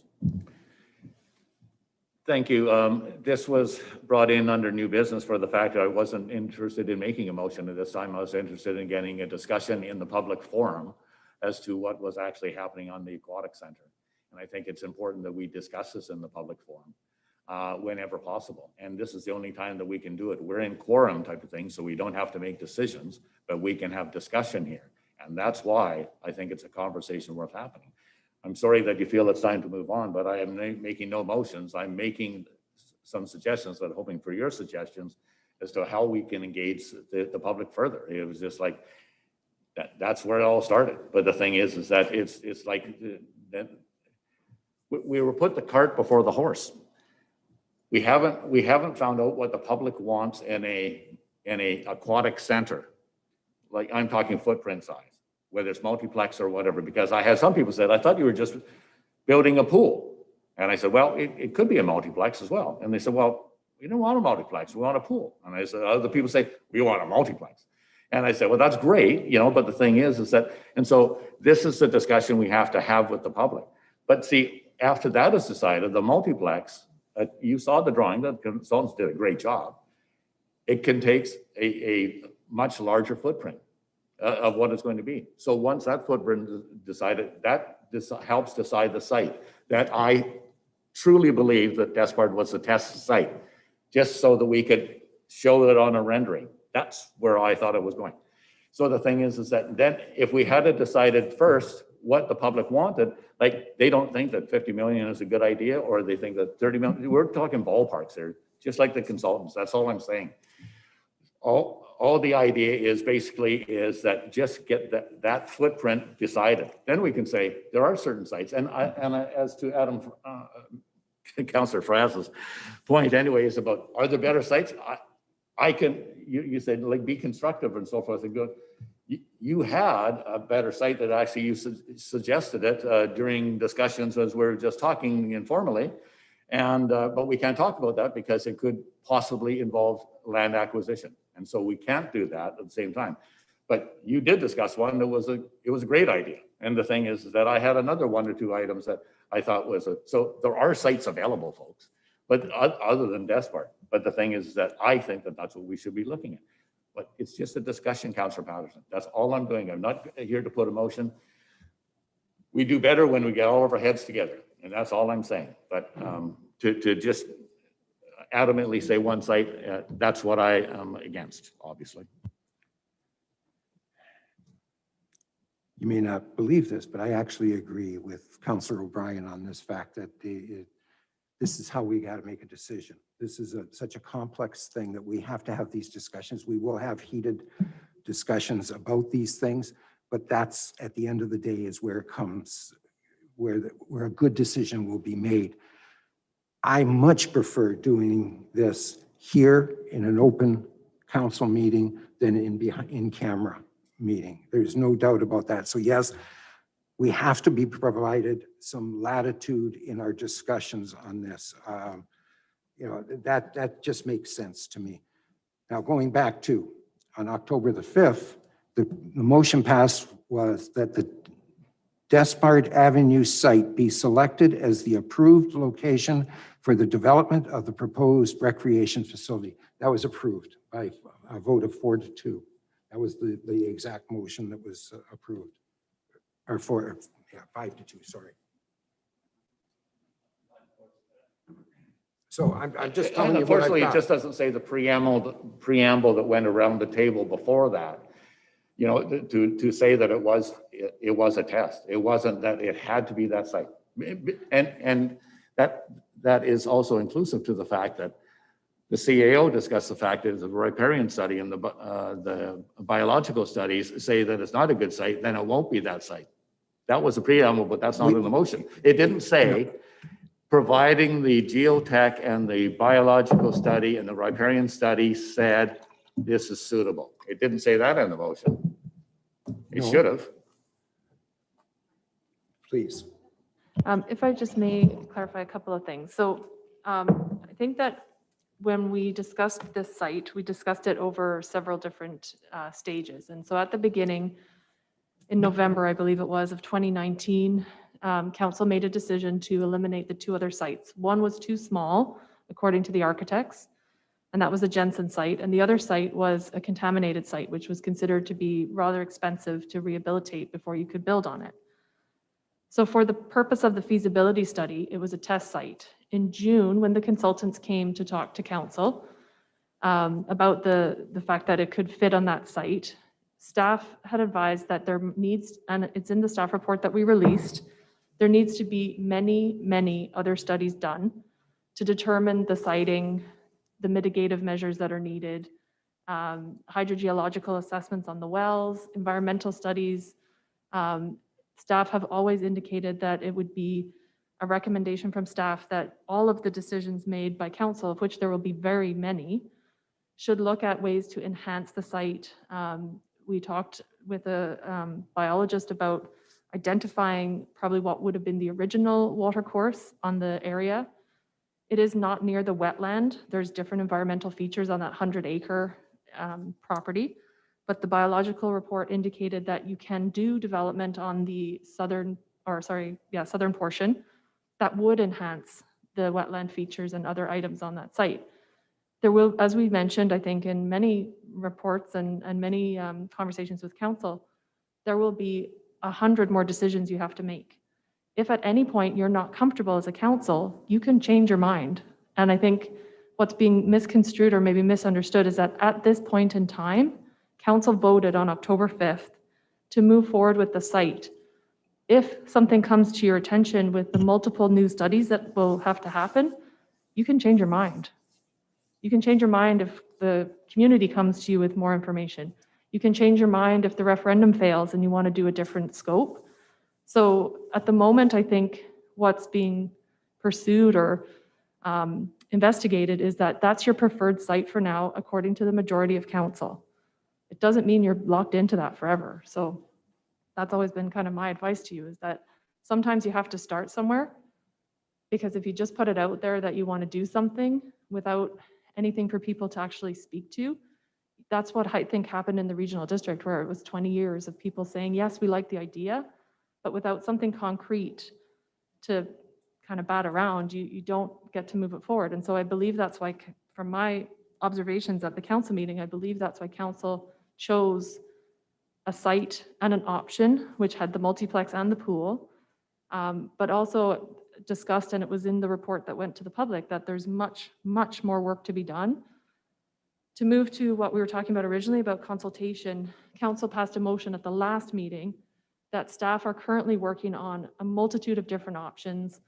They're going to be bringing a report back to council at the next meeting, or maybe the one after, that identifies how we can engage with people using multimedia, so videos, interviews, virtual town halls, printed media, newspaper, radios, all of that stuff. I mean, Deb is very qualified at doing this kind of stuff. She's also reached out, and we have another person coming on to help her temporarily until the summer. So I think we just need a little bit of time to work on the motion that was put forward and to come back to you with some ideas. We are already talking about putting things in with the utility bills. That's something we do very often with anything that we're working on. Deb has already identified items for surveys, and there's different ways we can do them, either on the Let's Talk Parksville website. You can do them on our Wet City website and by hard copy. She's also identified ways that you can do polling questions with people on Let's Talk Parksville, like the newspaper does. So I believe I'm very confident that she will come to you with lots of different ways. I guess I just have to ask for a little bit of patience, and that this is a huge, complicated project with many, many steps, and we kind of have to bite them off in smaller pieces. We can't answer all the questions right now. Deb is adding every day to the frequently asked questions and recording all of the comments and providing them, and we will be putting them out publicly as well in a table on the site.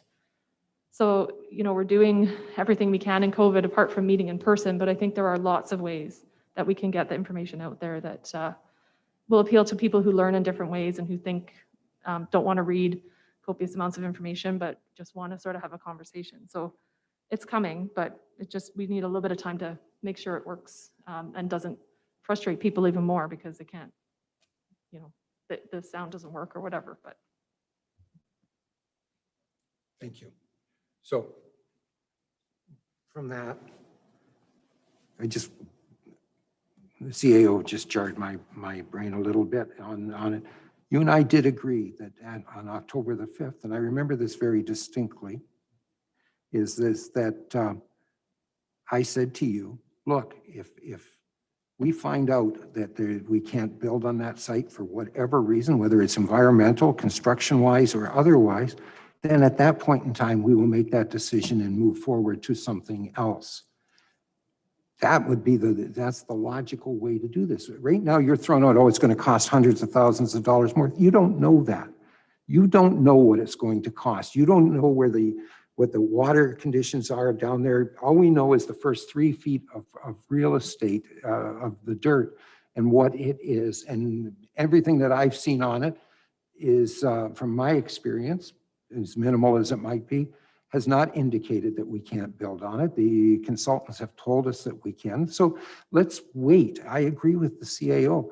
We're trying to come up with, we're trying to get to the end result without knowing how we started. And we've got to get in the beginning first and work. And I'm sure you and I will butt heads, Councillor O'Brien, many, many more times on this subject. And that's okay. That's how we get to the right spot in the decision-making process.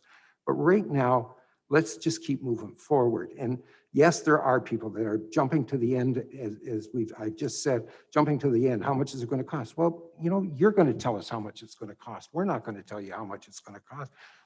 What are we going to have? Well, you're going to tell us what we're going to have, not what we tell you. We've just given you a recommendation. This is what we see. There's 400 and some odd pages on there altogether, or whatever ridiculous number. It's huge. And so there's tons and tons of information there. But you can ask us questions and respond. And we're responding to that. And this individual that we're talking about bringing in, that's going to be one of their functions, is to respond to these questions and answer as much as we can to the people that have done. You know that I like to answer emails. So, we'll get, the staff will get to it and get it done. This is not something we need to beat each other up on. This is something we got to beat the project up on and get to the end. Councillor Wilson. So I just had a thought, when you're doing your videos, wouldn't it be nice to do an aerial, which might help with explaining some of the sites that we looked at, we might look at, just as by way of explanation as to why. I mean, the Despard site obviously has many pluses to it, even though I voted against it, but it does. I mean, as a site, and where, the beauty of it, et cetera. But I think that just is just another way of getting this point across to the public, and I can see flying over things. That's how I visualize. It's so cheap to do now. What's that? It's so cheap to do now with those. Oh, don't worry. I know that the mayor has lots of money. We can fly over everything and show people what they want. No, I was being serious with the drones. You can get well, that's over what I'm top of that. talking about. It just would. You're right. Yeah, I just think that the visuals, I mean, I'm a visual person, so that's how you speak to me and you help me understand. I think a lot of people are like that. So anyway, that's just it may help with the land issue, with the location. I would tell you that I would look forward to, and we need to get, and I know that they've been working on it for a while, a more accurate layout of the property so that we can see exactly, because quite honestly, the drawings that we have that are online are they're not deceiving but they're small and they're hard to read, and it doesn't have the right lines. Well, they have the right lines, but it doesn't show you how it sits in there perfectly. So we need to get to that, and we need to know all of that. So you're absolutely right. And I like the idea of the aerial, because that to me really drives home the purpose. So anyways, moving, Councillor O'Brien. Thank you. And I agree with what you've said, Your Worship. Yes, we will continue to butt heads, and that's what we do. Thank God we don't think alike. But the reality is that in this neck of the woods where we live, good or not, I'm not sure. We have a lot of retired engineers, biologists, riparian experts, and all the rest of it that will be weighing in on it, what they consider. After they read the geotech reports and all the rest of it, they will be weighing in because they have a lot of knowledge. And I like that because they have a lot more knowledge than I have, type of thing, to evaluate something of this nature. So I'm looking forward to seeing what the public has to say. And I think we've, as CEO Kaler mentioned, that it looks like we have an engagement process about to start. So, There we go. Let's take it from there. I'd like to make a motion, or somebody make a motion to go into camera. Councillor Greer, seconded by Councillor Chandler. All those in favor? Can we take 5 minutes, please? I've been holding off for a while on this.